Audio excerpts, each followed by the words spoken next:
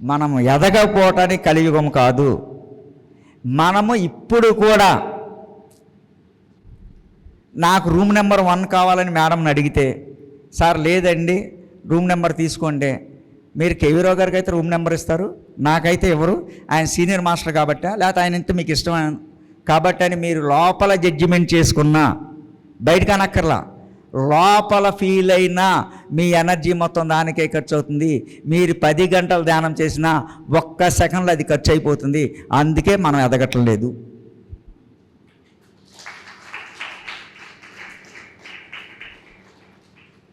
మనం ఇస్తున్నామా లేదా? ఇది చెప్పండి. పోనీ 10 గంటలు 12 గంటలు 15 గంటలు సాధన చేసేవాళ్ళు బోలు ఎంతమంది ఉన్నాం. మన సాధనా శక్తిని కంప్లైంట్, కామెంట్, జడ్జిమెంట్లో ఖర్చు పెడుతున్నామా లేదా? బయటికి చెప్పక్కర్లా, ఇస్తున్నామా లేదా? మాట్లాడరేంటి? మరి ఎక్కడ ఎదుగుతాం?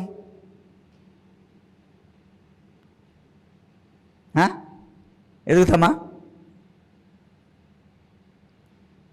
అందుకు అది మన అవరం. ఇది కలియుగ ధర్మ కాదు కదా. నువ్వు కలియుగ ధర్మాన్ని దాటిపోయిన జ్ఞానం ఉన్నవాడివి నువ్వు. నీ కలియుగం నీ మీద కలికి ప్రభావం ఏం లేదు. నువ్వు ఆలోచన రహిత స్థితికి వెళ్ళాలంటే మనసు లేదు, మనసు ఉంటే కదా కలికి. మరి నువ్వు ఆలోచన రహిత స్థితికి వెళ్ళిన నువ్వు మళ్ళీ ఆలోచన రహిత స్థితి నుంచి బయటకు వచ్చేసిన తర్వాత నువ్వు జీవించే విధానం ఎలా ఉంది? ఉందా లేదా? ఈ ఒక్కటి సరి చేసుకుంటే మీ లోపల కంప్లైంటు, కామెంటు, జడ్జిమెంటు మీ మనసులో కూడా రాకుండా ఉంటే 40 రోజులకు మీరు మహర్షులు అవుతారు.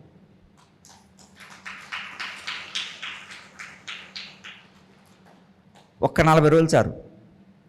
అసలు అది వస్తుందో లేదో మనకు తెలీదు. మనకి ఎక్కడ వస్తుందో లేదో అనుకుంటున్నాం. అది తెలియటం కోసమే ప్రతిసారి భూమి మీద బోళ్ళని చేయించారు, బోళ్ళని చెప్పారు. సజ్జన సాంగత్యం అంటే ఏం చెప్పారు సారు? పిరమిడ్ మాస్టర్లు, సీనియర్ మాస్టర్లు సజ్జన సాంగత్యం చేయండి, ఇతర ఆశ్రమాల దగ్గరికి వెళ్ళండి, ఇతర సాధకుల దగ్గరికి వెళ్ళండి, వాళ్ళతో సజ్జన సాంగత్యం చేయండి. వాళ్ళతోనే కాదు, సమాధిలో ఉన్నటువంటి ఆల్రెడీ జన్మ తీసుకొని సమాధిలో ఉన్నటువంటి, సమాధిలో అయిపోయినటువంటి వాళ్ళతో సజ్జన సాంగత్యం చేయండి. వాళ్ళతోనే కాదు, ఈ భూమి మీద శ్రీకృష్ణుడిగా, బుద్ధుడిగా, వశిష్ఠుడిగా ఎవరైతే జన్మ తీసుకొని వాళ్ళు పనిచేశారో వాళ్ళతో కూడా సజ్జన సాంగత్యం చేయండి అని చెబితే మనము ఎవరితోనైనా సజ్జన సాంగత్యం చేస్తున్నామా? చెప్పండి. మరి ఆ సజ్జన సాంగత్యం చేయట్లేదు కాబట్టే మనకి ఎంత జ్ఞానం ఉందో అదే జ్ఞానం అనుకొని పరిగెడుతున్నాం కాబట్టే అక్కడే ఆగుతున్నాం. నేను అలా 200 ఆశ్రమాలకు వెళ్ళా. 25 సంవత్సరాల నుంచి నూలు పోగు లేకుండా ఉండి, ఒంటి మీద నూలు పోగు లేకుండా ఉండి 25 సంవత్సరాల నుంచి మౌనంలో ఉన్న ఆయన దగ్గరికి వెళ్ళి సజ్జన సాంగత్యం చేశాను. శరీరం 108 రోజులు శుష్కింపజేసుకొని శరీరాన్ని, భౌతిక శరీరం యొక్క చర్మం అతుక్కుపోయి బోన్ ఫార్మ్ అయిపోయి బోన్ మాత్రమే కనపడుతున్న స్థితి నుంచి జ్యోతిర్మయ బాబాగా మారిన ఒక ఇస్లామిక్ మాస్టర్తో కూర్చొని సజ్జన సాంగత్యం చేశాను. ఇలా ఈ భూమి మీద అనేక మంది సజ్జన సాంగత్యం చేస్తున్నప్పుడు మాత్రమే మన లోపల జ్ఞానము, మన లోపల మదనం జరుగుతుంది. సో మన లోపల జ్ఞానం వస్తుంది. అలా సజ్జన సాంగత్యం చేశాం భౌతిక శరీరం ఉన్న వాళ్ళతో. భౌతిక శరీరం లేని సమాధుల దగ్గరికి, అంటే భౌతిక శరీరం సమాధులుగా ఉన్నటువంటి సూఫీ మాస్టర్స్, మక్కా నుంచి వచ్చిన సూఫీ మాస్టర్లు 7 సమాధుల దగ్గరని అన్వేషించి ఏతికి మూలకెళ్ళి పెద్దాపురంలో ఒక సమాధి ఉంటే దానికోసం 3 నెలలు తిరగాల్సి వచ్చింది. తిరిగి నేర్చుకొని ఆ సమాధుల దగ్గర కూర్చొని ధ్యానం చేశాం. మణి మహేశ్వర్ అని ఒక అద్భుతమైన పంచక్షేత్రంకి వెళ్ళి, పంచకైలాష్లోకి వెళ్ళి అక్కడ ఒక సమాధి ఉంటుంది. కేవలం ఆ సమాధి దగ్గర కూర్చొని సాధన చేయడానికి వెళ్ళాల్సి వచ్చింది.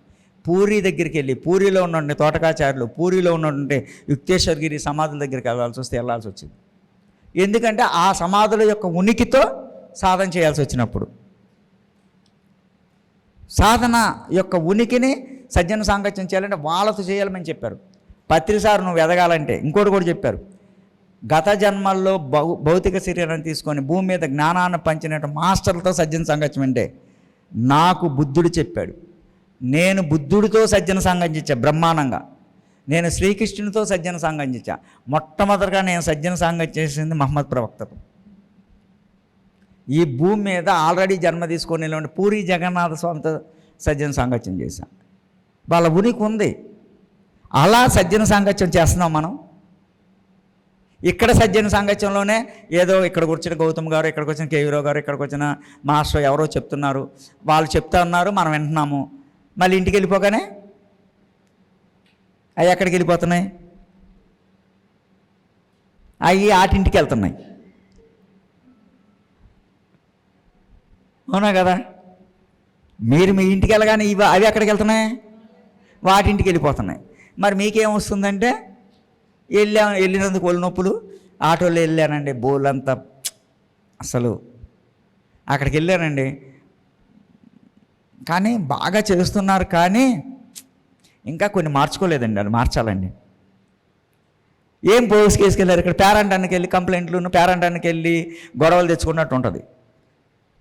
పేరెంటానికి ఏమి వెళ్తే ఏమొస్తాయండి? జెంట్స్ బాగా చెప్పగలరు. ఎప్పుడు లేని గొడవ ఇంట్లో ఎప్పుడు వస్తుంది? పేరెంటానికి వెళ్తే. ఎందుకని? పేరెంటానికి వెళ్ళిందే చూపించుకుంటాకి, నాకు ఇది ఉంది, నాకు ఇది ఉంది, నేను రీసెంట్గా ఇది కొన్నాను, ఇది పట్టు చీర, ఇది ఉంది, మా అబ్బాయి ఇంజనీరింగ్ చదువుతున్నా, మా అబ్బాయికి పెళ్ళి అయింది, మా కొడుకు ఇలా ఉన్నాడు, ఇవన్నీ చెప్పుకుంటాకి వెళ్ళాం. వాళ్ళు కూడా చెప్పారు, మన ఇల్లు మన గృహప్రవేశం 3 నెలలు అయింది, వాళ్ళ గృహప్రవేశం ఎప్పుడైంది, వాళ్ళ గృహప్రవేశం మనకంటే 3 నెలలు లేటుగా అయింది, అద్భుతంగా కట్టారు. మనకంటే మన దాన్ని కూడా చూసుకొని మనలో ఏవైతే డిసడ్వాంటేజెస్ ఉన్నాయో అది అడ్వాంటేజ్గా మార్చుకున్నారు. ఇప్పుడు మనకేం గుర్తొస్తుంది? అది గుర్తొస్తుంది. ఇది గుర్తురాదు. మనం కట్టుకున్నాం, మనం ఉంటున్నాం, మనం 3 నెలల ముందు కూర్చున్నాం, ముచ్చటగా 3 నెలలు దీన్ని అనుభవించాం, బ్రహ్మాండంగా ఉందని గుర్తురాలేదు. ఏది గుర్తొచ్చింది? మనకే కాదండి, పార్వతీదేవి లాంటి ఆవిడికే పురాణం చెప్పబడుతుంది. పురాణ గ్రంథాల ప్రకారం చెప్పబడింది. ఏ పుస్తకం చదవలేదు కాబట్టి నాకున్న కొంచెం జ్ఞానం చెప్తున్నా. పార్వతీదేవి లక్ష్మీ వాళ్ళ వైకుంఠానికి వెళ్ళాల్సి వచ్చినప్పుడు వెళ్తే అక్కడున్న భోగభాగ్యాలన్నీ ఆవిడ దగ్గర ఉన్నాయి కాబట్టి అవన్నీ చూపించింది. ఎవరు? అష్టలక్ష్మి యొక్క ఉనికి లక్ష్మి కాబట్టి చూపించింది. అక్కడ ఇంకెవరు ఏమీ చూపిస్తాకలేదు కాబట్టి అందరూ ఎక్కువ మంది వచ్చారు కాబట్టి, దేవతలందరూ వచ్చారు కాబట్టి, వాళ్ళందరూ ఉన్నారు కాబట్టి, పాట కచేరీ ఉన్నది కాబట్టి, మ్యూజిక్ ఉండాలి కాబట్టి సరస్వతి దాని తన ఉనికిని చూపించింది. ఏమని? సంగీతం ద్వారా అందరినీ మెస్మరైజ్ చేసింది. వచ్చిన వాళ్ళందరూ హ్యాపీ ఫీల్ అయ్యారు. ఏమని? లక్ష్మీదేవి గృహప్రవేశం చాలా అద్భుతంగా చేసింది, ఆవిడ దగ్గర అంత సంపద ఉంది కాబట్టి చేయగలిగింది. ఏ మాటకు ఆ మాట చెప్పాలి. కానీ సరస్వతీదేవి కూడా అద్భుతంగా చేసింది, సంగీతం ద్వారా ఏ డిస్టర్బెన్స్ లేకుండా చేసిందని చెప్పారు. పాపం పార్వతిని ఎవరికి పట్టించుకోలేదు. పట్టించుకోకపోతే ఎవరి మీద చూపిస్తుంది కోపం? భరించేవాడు ఒక్కడే ఉన్నాడు. ఎవడాడు? మొగుడు. అద్దేశ ధర్మేశ కామేక్ష మోక్షేశ నాతిచరామే. ఇంటికి రాగానే శివుడిని అడిగింది, ఏమంటే మనకెప్పుడు ఇల్లు అన్నాడు. అదేంటే కైలాస పర్వతం ఇంత అద్భుతమైన ఉంది, ఇంత అద్భుతంగా జీవిస్తున్నామంటే నాకు అనవసరం, అవన్నీ ఉన్నాయి, నాకెందుకు? ఉన్నాయి, నాకు తెలుసు కదా. మనకి ఇల్లు ఎప్పుడు అంది. మనం ఆది దంపతము, సృష్టికే మూలం మనము, మన దగ్గర నుంచి ఆది పరాశక్తి నువ్వు, ఆ మూల పురుషుడు నేను, ఆదికే మనం మార్గదర్శకులము, మనకేంటి అన్నాడు. అది నాకు సంబంధం లేదు అని ఒక బంగారు గృహాన్ని కట్టడానికి రావణ బ్రహ్మ ద్వారా సృష్టిస్తానికే రెడీ అయిపోయింది. మళ్ళా శనిదేవుడు రావటము, అది జరగటము, అది అయిపోవడం జరిగింది. అంటే పేరంటానికి వెళ్తే ఏమొస్తుంది? సో కాబట్టి అలాగే మనం సజ్జన సాంగత్యానికి రాళ్ళ పేరంటానికి వస్తున్నాం. ఇక్కడ నుంచి ఏం పోగు చేసుకెళ్తున్నాం? నేను అద్భుతంగా పౌర్ణమి చంద్రుని చూస్తూ ధ్యానం చేశాను, చాలా అనుభూతిని పొందాను. గోదావరిలో కూర్చొని గంగతో స్నానం చేశాను, అద్భుతమైన అనుభూతిని పొందాను. చక్కగా సజ్జన సాంగత్యం చేశాను, చాలా అద్భుతమైన జ్ఞానాన్ని తెలుసుకున్నాను. చక్కగా వాళ్ళు పెట్టినటువంటి ప్రసాదం చాలా అద్భుతంగా ఉంది అని ఎవరైనా మాట్లాడుతున్నామా? ఇక్కడికి వచ్చింది ఎందుకు? గొప్పగా సాధన చేశాను, సాధన ద్వారా గొప్ప అనుభూతి పొందాను, అది చెప్పగలగాలి. ఈ భూమి మీద ఎంత అద్భుతమైన పౌర్ణమి రోజున అద్భుతమైన జ్ఞానాన్ని పొందాను, అది చెప్పగలగాలి. కానీ మనం ఏం చెప్తున్నాం? వెళ్ళి చూడండి, కంప్లైంట్ కామెంట్ జడ్జిమెంట్లోకి వెళ్తున్నామా లేదా? భోజనాలు పెట్టారు కానీ 8 దాకా పెట్టకపోతే షుగర్ ఉంది, నాలాంటి పరిస్థితి ఏంటి? ఏది గుర్తు తెచ్చుకుంటున్నాం? మన కంఫర్ట్ ఎలా ఉందో చూసాం, కంఫర్ట్ ఒకటే చూస్తున్నాం. ఇక్కడ కంఫర్ట్కు రాలేదనే విషయాన్ని పరిగణలోకి తీసుకోవట్లా. అది రానంత కాలము కలికి కాదు కదా, కలికి మీలోనే ఉన్నాడు. కలియుగం ఏం లేదు, కలికి మీలో ఉన్నాడు. అర్థమైందా? సో కలిదేవుడు అంటే మనసు మీలోనే ఉంది. మనసు గేమ్లోకి చిక్కుకుపోతున్నారు. మనసు గేమ్ నుంచి బయటికి రండి. మనసు గేమ్ నుంచి బయటికి వస్తాకి, సాధకులు అవుతాకి, శోధించుకుంటాకి, సాధించుకుంటాకి మాత్రమే ఈ వశిష్ఠ గౌతమి మహాశక్తి క్షేత్రానికి వచ్చారు. ఓకేనా? Very good. ఇప్పుడు ఇంకో ప్రశ్న. ఓకేనా సార్? అర్థమైంది కదా? మీ అందరికీ అర్థమైంది కదా? సో మన జీవన విధానాన్ని సరి చేసుకోవాలనే చెప్పబడుతుంది. జీవన విధానాన్ని సరి చేసుకోనంత కాలము మన జీవించే విధానం మారదు. జీవించే విధానం మారినంత కాలము మీ సుఖముతో పాటు దుఃఖం కూడా కనపడుతుంది, సంతోషంతో పాటు బాధ కూడా కనపడుతుంది, ఆనందంతో పాటు ఇంకోటి కూడా కనపడుతుంది. ఓన్లీ సుఖము, సంతోషము, ఆనందము, బ్రహ్మానందం ఇవే కనపడాలంటే మీరు జీవించే విధానాన్ని, జీవన విధానాన్ని మార్చుకోవాలి. అదే ఈ భూమి మీద విఘ్నేశ్వరుడు వినాయకుడు మనకు చెప్పింది. ఆ వినాయకుడికి ఒకసారి గట్టిగా కాల్చుకోవడం. మీరు వినాయకులు అవుతే వినాయకుడికి 2 భార్యలు, బుద్ధి సిద్ధి. మీరు వినాయకులైతే బుద్ధి వస్తుంది, మీకు జ్ఞానం వస్తుంది. అంటే బుద్ధి అంటే జ్ఞానం వస్తుంది, మీ సంకల్పాలు సిద్ధిస్తాయి. వినాయకుడికి ఒక కూతురు సంతోషి మాత, కాబట్టి మీకు సంతోషం వస్తుంది. మీకు బుద్ధి ఎప్పుడు వస్తుందో, మీ సంకల్పాలు ఎప్పుడు సిద్ధిస్తాయో ఆటోమేటిక్గా మీకు సంతోషం వస్తుంది. మీరు వినాయకుడు అయితే మీకు 2 కొడుకులు ఉంటారు. వినాయకుడికి 2 కొడుకులు శుభము లాభము. కాబట్టి మీరు బుద్ధి వచ్చినప్పుడు, సంకల్పాలు సిద్ధించినప్పుడు, సంతోషంగా ఉన్నప్పుడు మీ వెనక శుభం వస్తుంది. మీరు చేసే ప్రతి పనిలోనూ లాభం వస్తుంది, శుభలాభాలు జరుగుతాయి. శుభము లాభం అనే 2 కొడుకులు ఉన్నప్పుడు 2 కోడళ్ళు. సృష్టి పుష్టి. వినాయకుడికి 2 ఉన్నారు, సృష్టి పుష్టి. అంటే మీరు సృష్టిగా ఉంటారు, పుష్టిగా ఉంటారు.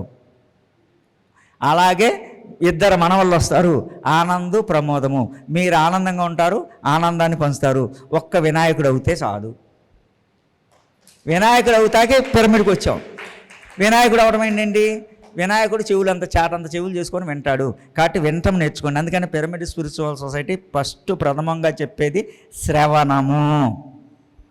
అంటే వినండి, ఎవరు చెప్పినా వినండి. వాళ్ళకి తెలిసింది చెప్తున్నారు. విన్న తర్వాత అది జ్ఞానం అనుకోండి, ఇక్కడ పెట్టుకోండి. అవసరం లేదనుకోండి, ఇక్కడి నుంచి ఇటు వదిలేయండి. అది రహస్యం అనుకోండి, ఇక్కడ పెట్టుకోండి. మీరు వినాయకుడు అయిపోతారు. జ్ఞానం అయితే ఇక్కడ పెట్టుకోవాలి. అర్థమైందా?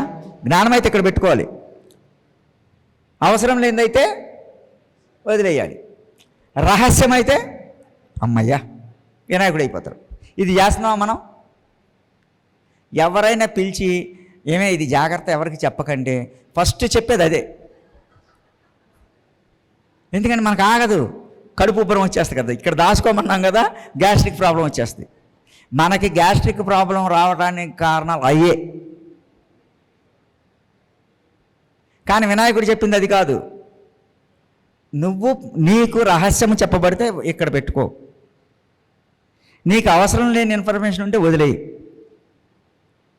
అర్థమైందా? నీకు జ్ఞానం అయితే ఇక్కడ పెట్టుకో. అలా చేయగలిగితే మీరు వినాయకుడు అవుతారు. ఆటోమేటిక్గా సంకల్పాలు సిద్ధిస్తాయి, మీ జ్ఞానం పెరుగుతుంది. మీరు ఆటోమేటిక్గా మీరు చేస్తున్న పని వలన సంతోషం వస్తుంది. మీరు చేస్తున్న దీంట్లో శుభాలు లాభాలు వస్తాయి.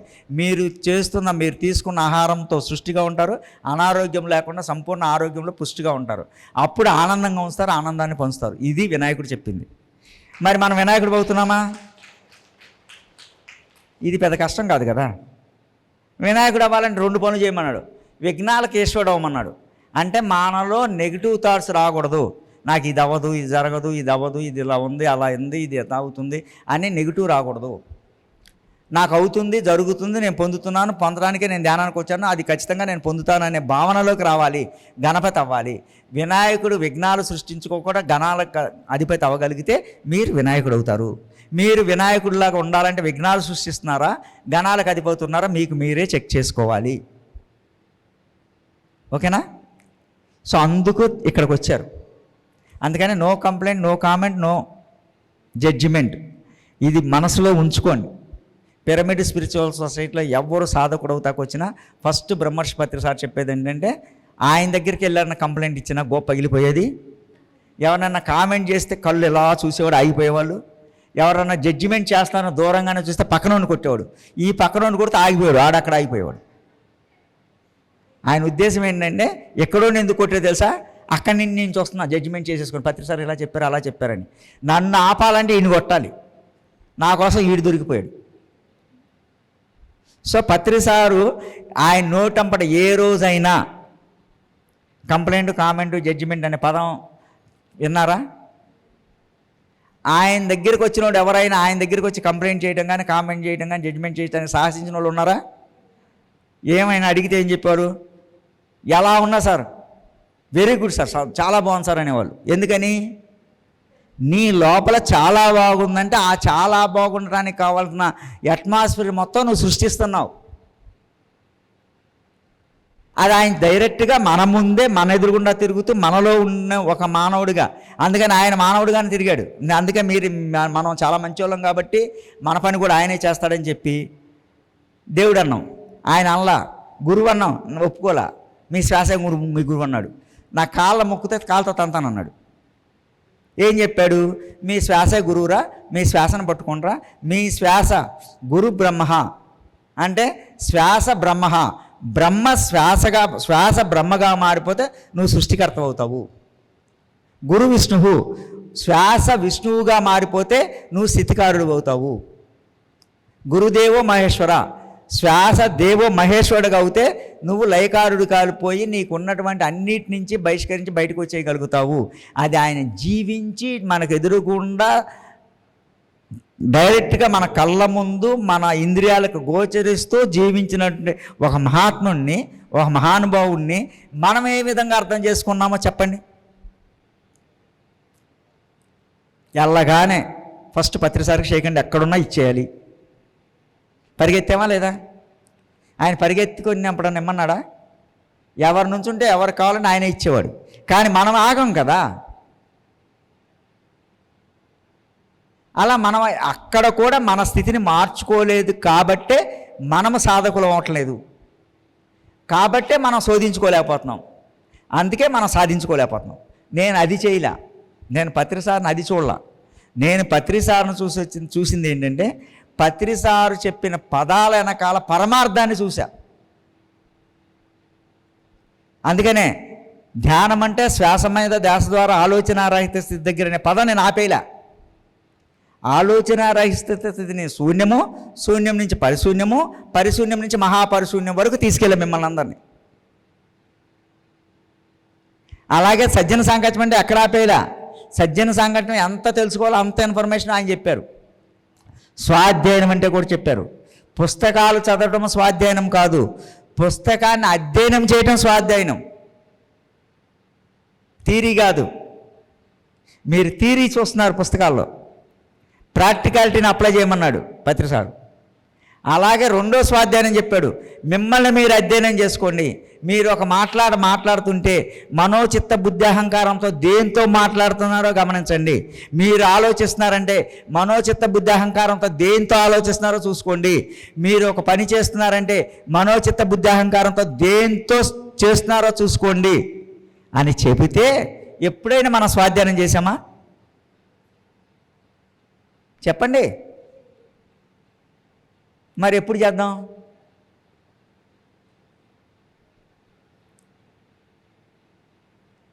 అందుకనే మనం ఎక్కడున్నాం అంటే దీన్ని ఏమంటారు? కార్పెట్. దీన్ని ఎవరు తీయాలి? మళ్ళీ ఎవడొకడు దీనికి మురికి పట్టిందని గమనిస్తే వాళ్ళు తీస్తారు. మనం కూడా అలాగే ఉన్నాం. ఎక్కడేసిన గొంగలి అవునా కదా? ఇప్పుడు దీనికి అనేక మంది మాస్టర్లు దీని మీద వస్తున్నారండి. ఈ కార్పెట్ మీద పత్రిసారి కూడా వచ్చి ఉంటారు.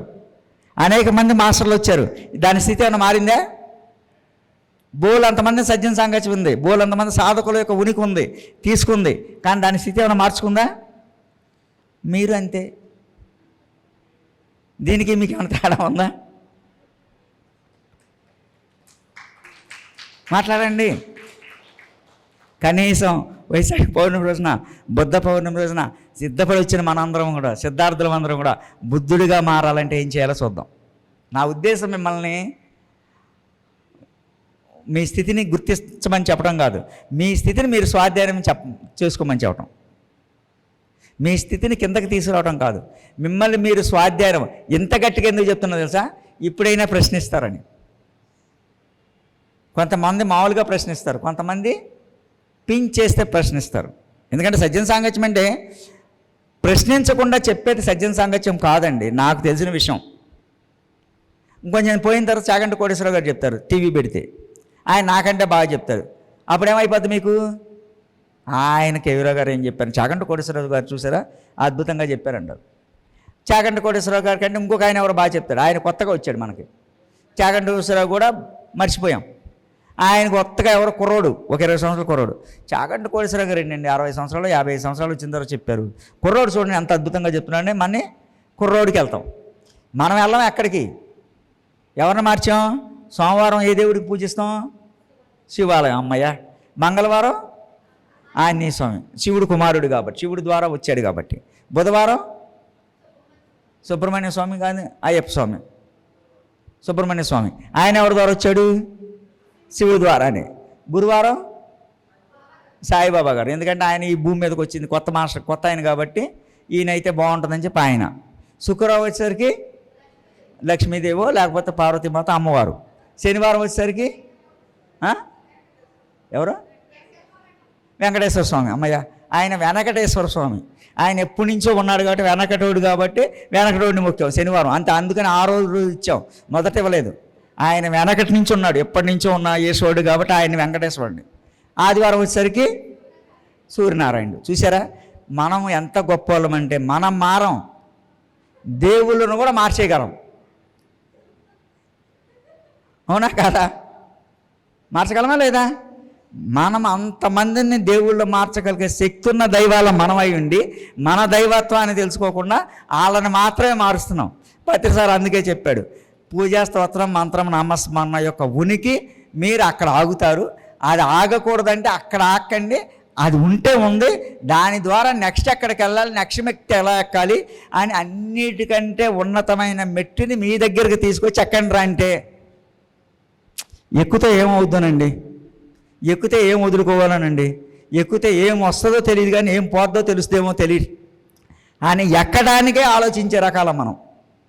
కనీసం ఈ రోజైనా ఆ ఎక్కడం పర్మనెంట్గా ఎక్కడానికి ప్రయత్నించండి. అంటే ఇంకెక్కితే దిగమని చెప్పండి, అందరూ మేము ఎక్కితే దిగమనే స్థితికి రండి. నేను వచ్చింది మిమ్మల్ని పర్మనెంట్గా సాధకులుగా తయారు చేస్తాకి, ధ్యానులుగా కాదు, మళ్ళీ చెప్తున్నా, సాధకులుగా తయారు చేస్తాకే. మీరు సాధన చేస్తే, మీరు శోధించుకుంటే మీరు సాధించుకోగలరు. కాబట్టి మీరు పర్మనెంట్గా సాధకులు అవ్వాలి, మీ జీవన విధానాన్ని సరి చేసుకోవాలి, మీకు అనుకున్నది సాధించుకోవాలి. ఇదే ఈ భూమి మీదకి మానవుడి స్థితిలో ఉన్న మాధవులుగా మనం జీవిస్తున్నది. నా కొడుక్కి 27 సంవత్సరాల కొడుక్కి ఇంజనీరింగ్ చదివి అద్భుతమైన జ్ఞానం ఉండి 17 ఒకే క్యాంపస్ సెంటర్లో 17 చోట్ల సెలెక్ట్ అయినటువంటి కొడుక్కి 25 మార్చి 31 తారీఖున ఇక్కడెళ్ళే సిస్టమ్ అంతా క్లోజ్ అయిపోయి బ్లాక్ అయిపోయి డాక్టర్స్ 11 మంది చెక్ చేసి ఈ కుమారుడికి అందరికీ కబుర్లు చేయండి, ఈయన ఈ భూమి మీద ఇంకా ఉండడు, నీ కొడుకు ఉండడు అని చెబితే మా మిస్సెస్ నేను 27 సంవత్సరాల కుర్రోడు అయితే ఎవరికైనా ఎంత దుఃఖం వస్తుంది? ఆ దుఃఖం యొక్క ఉనికితో ఉండకుండా దీని నుంచి ఎలా బయటికి రావాలని చెప్పి వాట్సాప్లో యూట్యూబ్లో కొంతమంది న్యూరో సర్జన్స్కి పెడితే అందులో ఒక డాక్టర్ 27 ఇయర్సే కాబట్టి ఎక్స్పెరిమెంట్ చేద్దామండి, ఎలాగో చేతులు ఎత్తేసిన తర్వాత మిగిలింది ఒకటి అని చెప్తే నా మిస్సెస్ 17 రోజులు కొడుకుని ఐసీయూలో కూర్చోబెడితే ఐసీయూలో కూర్చొని ఆడికి అన్నీ పెట్టేస్తే దాంతో కూర్చొని సాధన చేస్తూ నేను నా కొడుక్కి ఇవ్వాల్సిన మెడికేషన్ ఏదైతే మెడిసిన్ ఇస్తున్నామో ఆ మెడిసిన్కి పూర్తిగా రిక్వెస్ట్ చేస్తూ మీరు నా కొడుకు శరీరంలోకి వెళ్ళి వాడి శరీరాన్ని శుభ్రపరుస్తూ వాడిని ఈ భూమి మీదకి తిరిగి తీసుకొస్తాకే మీరు ఉపయోగపడుతున్నారు కాబట్టి మీకు నా కృతజ్ఞతను తెలియజేస్తూ సాధన చేసి 17 రోజుల్లో నా కొడుకుని సంపూర్ణంగా పూర్ణత్వంతో బయటికి తీసుకొచ్చాం. ఇది ధ్యానం అంటే. అందుకే నేను ధ్యానాన్ని గట్టిగా చెప్తాను, నేను సాధన గట్టిగా చెప్తాను. అర్థమవుతుందా? బయటోడికి చేశానని చెప్పడం వేరు, సొంత కొడుకు వస్తే మనసు ఎంత కళావికలం అయిపోతుంది. అప్పుడు పరిస్థితి ఏంటి? సాధకుడు అంటే సాధన ద్వారా సమకూరు జగత్తులో ఏదైనా. ఒక సాధకుడు భూమి మీద సమకూర్చుకోవచ్చు ఏదైనా. అందుకే సార్ చాలా గట్టిగా, చాలా కన్ఫర్మేటివ్గా ఈ భూమి మీద ఏ ఆర్గనైజేషను చెప్పనంత గొప్పగా బ్రహ్మర్షి పత్రి సారు ధ్యానము సర్వరోగ నివారిణి, ధ్యానము సకల భోగకారిణి, ధ్యానము సత్యజ్ఞాన ప్రసాదిని అని తెలియజేస్తూ మీరు ఏది కావాలంటే అది తీసుకోవచ్చు, ఏది కావాలంటే అది పొందవచ్చు. లేటెస్ట్ టెక్నాలజీ ప్రకారం, లేటెస్ట్గా ఉన్న దాని ప్రకారం అన్ని టెక్నాలజీలను ఉపయోగించి అద్భుతంగా మనకి ఇస్తే మనం నమిలి మింగటానికి మాత్రమే అరటిపండు ఒలిచిపెట్టి చేతికి ఇస్తే నోట్లో పెట్టుకొని నమిలి మింగాలి అంతే. నమిలి మింగటానికి ఉన్న బద్ధకం, అదేదో సినిమాలో సూర్యకాంతాన్ని బ్రహ్మశివుడు శరీరాన్ని వదిలేయటానికి సిద్ధంగా ఉంటుంది. వాళ్ళ పిల్లలందరూ అనుకుంటారు ఈవిడ్ని ఏదోటి పోయేటప్పుడన్నా ముక్తి ఇద్దామని చెప్పి ఆవిడ్ని నారాయణ అనమని చెప్తారు. నారాయణ అనమంటే ఆవిడకి వినపడదు, ఎంత చెప్పినా వినపడదు. కనీసం నారాయణలో నారా అన్న బాగుంటుందని ఆ పంతులు గారు ఎవరో చెప్తే ఒక నార పీస్ తీసుకొచ్చి పెడతారు. ఆవిడేమంటుందంటే నారా అందు పీసు అంటది. మన పరిస్థితి ఆవిడ్ని మారుస్తాకి చెప్తా ప్రయత్నించారు, ఆవిడకి వినపడదు కాబట్టి నార తీసుకొచ్చి ఇచ్చారు. కనీసం నార అంటే నారాయణలో సగం ఉంది కాబట్టి సగం ముక్తి వస్తుందని. అప్పుడు కూడా ఆవిడ ఏమంటుందంటే పీచు అంటది. మరి మనం ధ్యానంలోకి వచ్చాం, మనం సాధకులం అవుతున్నాం, సాధన చేస్తున్నాం, గంట 2 గంటలు 3 గంటలు మన ప్రత్యేక సమయాన్ని కేటాయిస్తున్నాం, మన ఆర్థిక వనరులను కేటాయిస్తున్నాం, మన కుటుంబ ధర్మాన్ని కంటే కూడా స్వధర్మము కుటుంబ ధర్మం కంటే కూడా ధ్యాన ధర్మం గొప్పదని ధ్యాన ధర్మాన్ని చేస్తున్నాం. మరి సాధకుల ద్వారా పొందాల్సింది సాధకుల ద్వారా విస్తారంగా చేయగలుగుతున్నామా లేదా చెప్పండి? అది చేయిస్తేనే మీ ఉనికి ఉన్నతంగా వెతుకుతుంది. ఇక్కడ మీరు చేస్తున్న తప్పని నేను చెప్పట్లా, మీరు ఏ స్థితిలో ఉన్నారో దానికంటే ఉన్నతంగా మారుతారు. ఆ ఉన్నత స్థితి మళ్ళీ అయినప్పుడు ఉత్తమంగా మారుతారు. అందుకనే భగవద్గీత నేను చదవలేదు. భగవద్గీత ఒక అధ్యాయంలో కర్మ సిద్ధాంతం చెప్తే, ఒక అధ్యాయంలో విభూతి యోగం చెప్తే, ఒక అధ్యాయంలో విభూతి యోగాన్ని దాటిపోయి అంతా నేనై ఉన్నానని సర్వము నేనేనని చెప్పాడు. మనకేది నచ్చింది? మనం ఏదైనా సాధించుకోకపోతే, ఏదైనా పొందలేకపోతే మనకేది బాగుంది? ఒక నక్క మన చిన్నప్పుడు ఒక కథ చదివాం, ద్రాక్ష పళ్ళ కోసం పరిగెత్తింది, అందుకుంటా ప్రయత్నించింది, అందలేదు.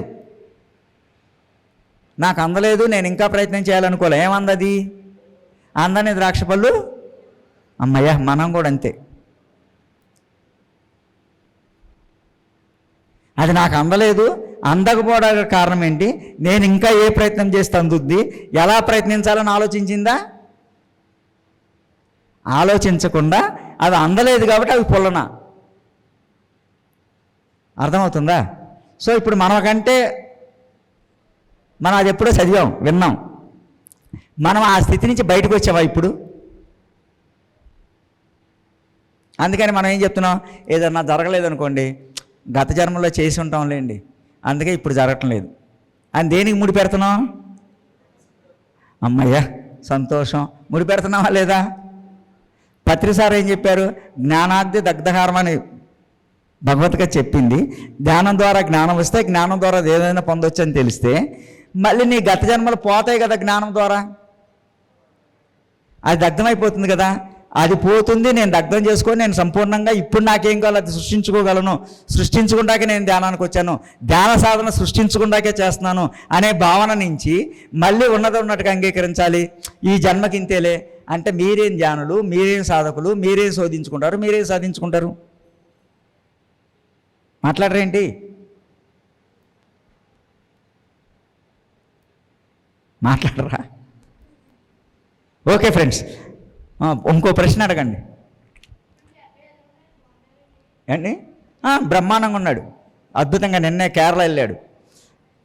సో ఆ వాడికి ఏ సమస్య లేదు, ఇప్పుడు అద్భుతంగా ఉన్నాడు. మీ పేరు నా చెప్పండి. పేరు రామలక్ష్మి అండి. రామలక్ష్మి మేడం ఒకసారి గట్టిగా క్లాప్స్ కట్టండి. ఇద్దరు ఉన్నారు. రాముడు అంటే ధర్మాన్ని పాటించిన రాముడు, అందరికి అన్ని ఇచ్చే లక్ష్మి. నేను నల్లజర్ల మండలం తెలుగుసర్ల గ్రామం నుంచి వచ్చానండి. నల్లజర్ల మండలం అండి మా తెలుగుసర్ల గ్రామం. అయితే నేను ధ్యానంలోకి వచ్చి 6 సంవత్సరాలు 2000 సంవత్సరంలో వచ్చాను. సారు నేను అడుగుదాం అనుకున్న ప్రశ్నలన్నింటికీ ఆయనే నాకు ముందరే అందేసినాయి అండి అన్నీ కూడా. నేను ఏదైతే ప్రశ్నలు అడుగుదాం అనుకున్నానో అన్నీ నాకు అందినాయి. కాకపోతే మన కుటుంబ సభ్యుల్లో కొంతమంది ఉంటారు, నేను కొత్తగా ఎక్కువ మాట్లాడలేను, కొంచెం షేక్ వచ్చేస్తుంది. అయితే వాటిలన్నిటికీ మనమే కారణమా అని నేను ఇక్కడ దాచుకోమంటారు కదా సారు, అన్నీ ఇక్కడ దాచేసుకుంటే ఇక్కడ అవుతారండి. అలా దాచుకున్నా సరే కొన్ని సమస్యలు మనకు వస్తూ ఉంటాయి. అప్పుడు వాటిని ఎలాగా ఎదుర్కోవాలి? అర్థం మళ్ళీ ఒకసారి చెప్పండి. మన కుటుంబ సభ్యుల రహస్యాలు అయినా అది బయటికి కొంచెం చెప్పుకోవడానికి అలాగా ఎలాగని చెప్పలేమండి. అలాంటి విషయాలు ఉన్నప్పుడు మనం బయటకు చెప్పకుండా ఇక్కడ దాచేసుకోమంటున్నారు. అయినా పదే పదే మనకి అవి కొంచెం మెమరీకి వస్తూ ఉంటాయి కదా. అందుకనే మేడం ఇక్కడ దాచుకోమన్నా ఇక్కడ తెచ్చుకోమల్లా. అదేనండి, అయినా వస్తూ ఉంటాయి కదా దానికి. అందుకనే మీకు రహస్యాలు చెప్తే ఇక్కడ దాచుకోమని చెప్పా. అవి ఇక్కడి నుంచి పైకి రాకూడదు. సో ఈ పైకి రాకుండా ఉండాలంటే దీనికి మీకు బాగా ఉపయోగపడేది వినాయకుడు ఏం చెప్తాడంటే ఆయన ముక్కునే వాడతాడు అన్నిటికీ. ఆయన ముక్కే ఏంటది? తొండం. సో మీరు ముక్కు మీద ఎక్కువ కాన్సన్ట్రేషన్ చేస్తే మీరు పని ఉన్నప్పుడు పని చేసుకోండి, పని లేనప్పుడు మీ శ్వాసతో ఉండండి, ఆటోమేటిక్ బయటికి రావు. అయితే నేను అలాగా నెమరు వేయకోకుండా ఉందామనుకున్నా ప్రత్యక్ష దైవం అంటారు కదా, నా భర్త నా పక్కన ఉంటారు ఎప్పుడును. ఆయన పదే పదే పాపం ఆయన ఎమోషనల్గా ఇబ్బంది పడినప్పుడు అవి నాకు థాట్స్ మళ్ళీ రిఫిట్ అవుతూ ఉంటాయి. అందుకని వెరీ గుడ్. ప్రత్యక్ష దైవము కరెక్ట్ కాదు, ప్రత్యక్ష దైవమే.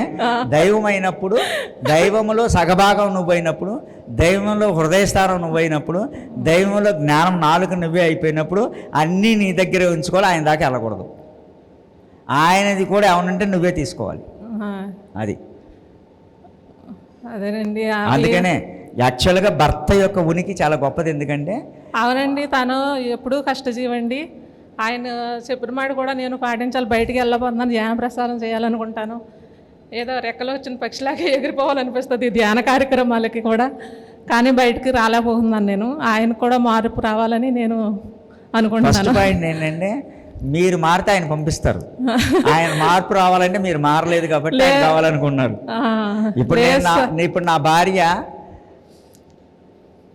నన్ను వదిలేసింది, నేను ఉద్యోగాన్ని 2 లక్షల రూపాయలు వచ్చే ఉద్యోగాన్ని వదిలేస్తానంటే ఏ భార్య అయినా ఒప్పుకుంటుందా? కానీ నా భార్య ఎందుకు ఒప్పుకుంది?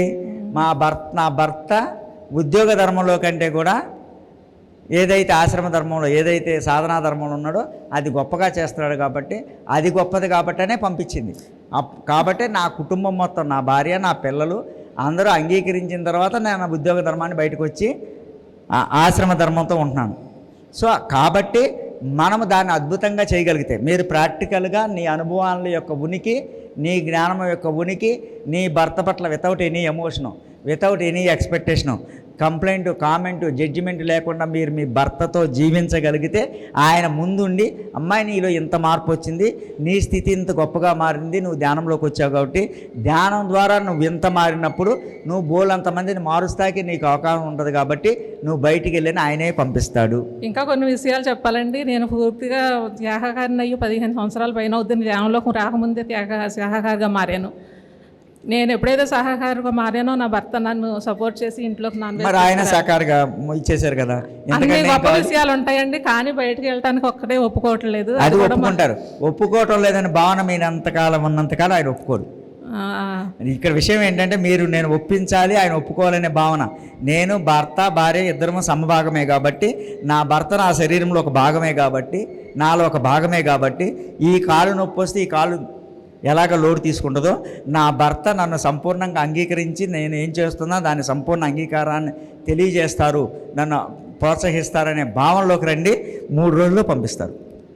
పత్రి గురువు గారికి, సన్వాలమ్మకి, ధ్యానం అందించిన అందరికీ, మాస్టర్స్కి, my dear gods, my dear friends, my dear masters అందరికీ కూడా ఆత్మ ప్రణామాలు.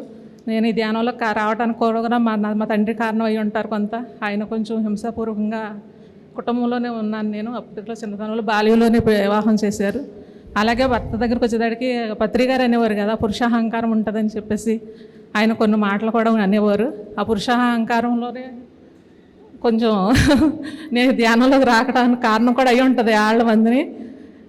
ఏమైనా ధ్యానంలోకి వచ్చినాక ధ్యానం యొక్క స్థితిని అనుభవిస్తే మిగతా ఇది పూర్వజన్మ సుకృతం ఉండి ఉంటుంది. నేను ఈ ధ్యానంలోకి రావడం, ఎంతోమంది దివి నుంచి భూకి ఎంతోమంది వచ్చారు, కానీ అందరూ 40 కోట్ల మంది ఉన్నారు. అందరూ ఈ ధ్యానంలోకి వచ్చి ఎంతమంది కూర్చున్నాం ఇక్కడ?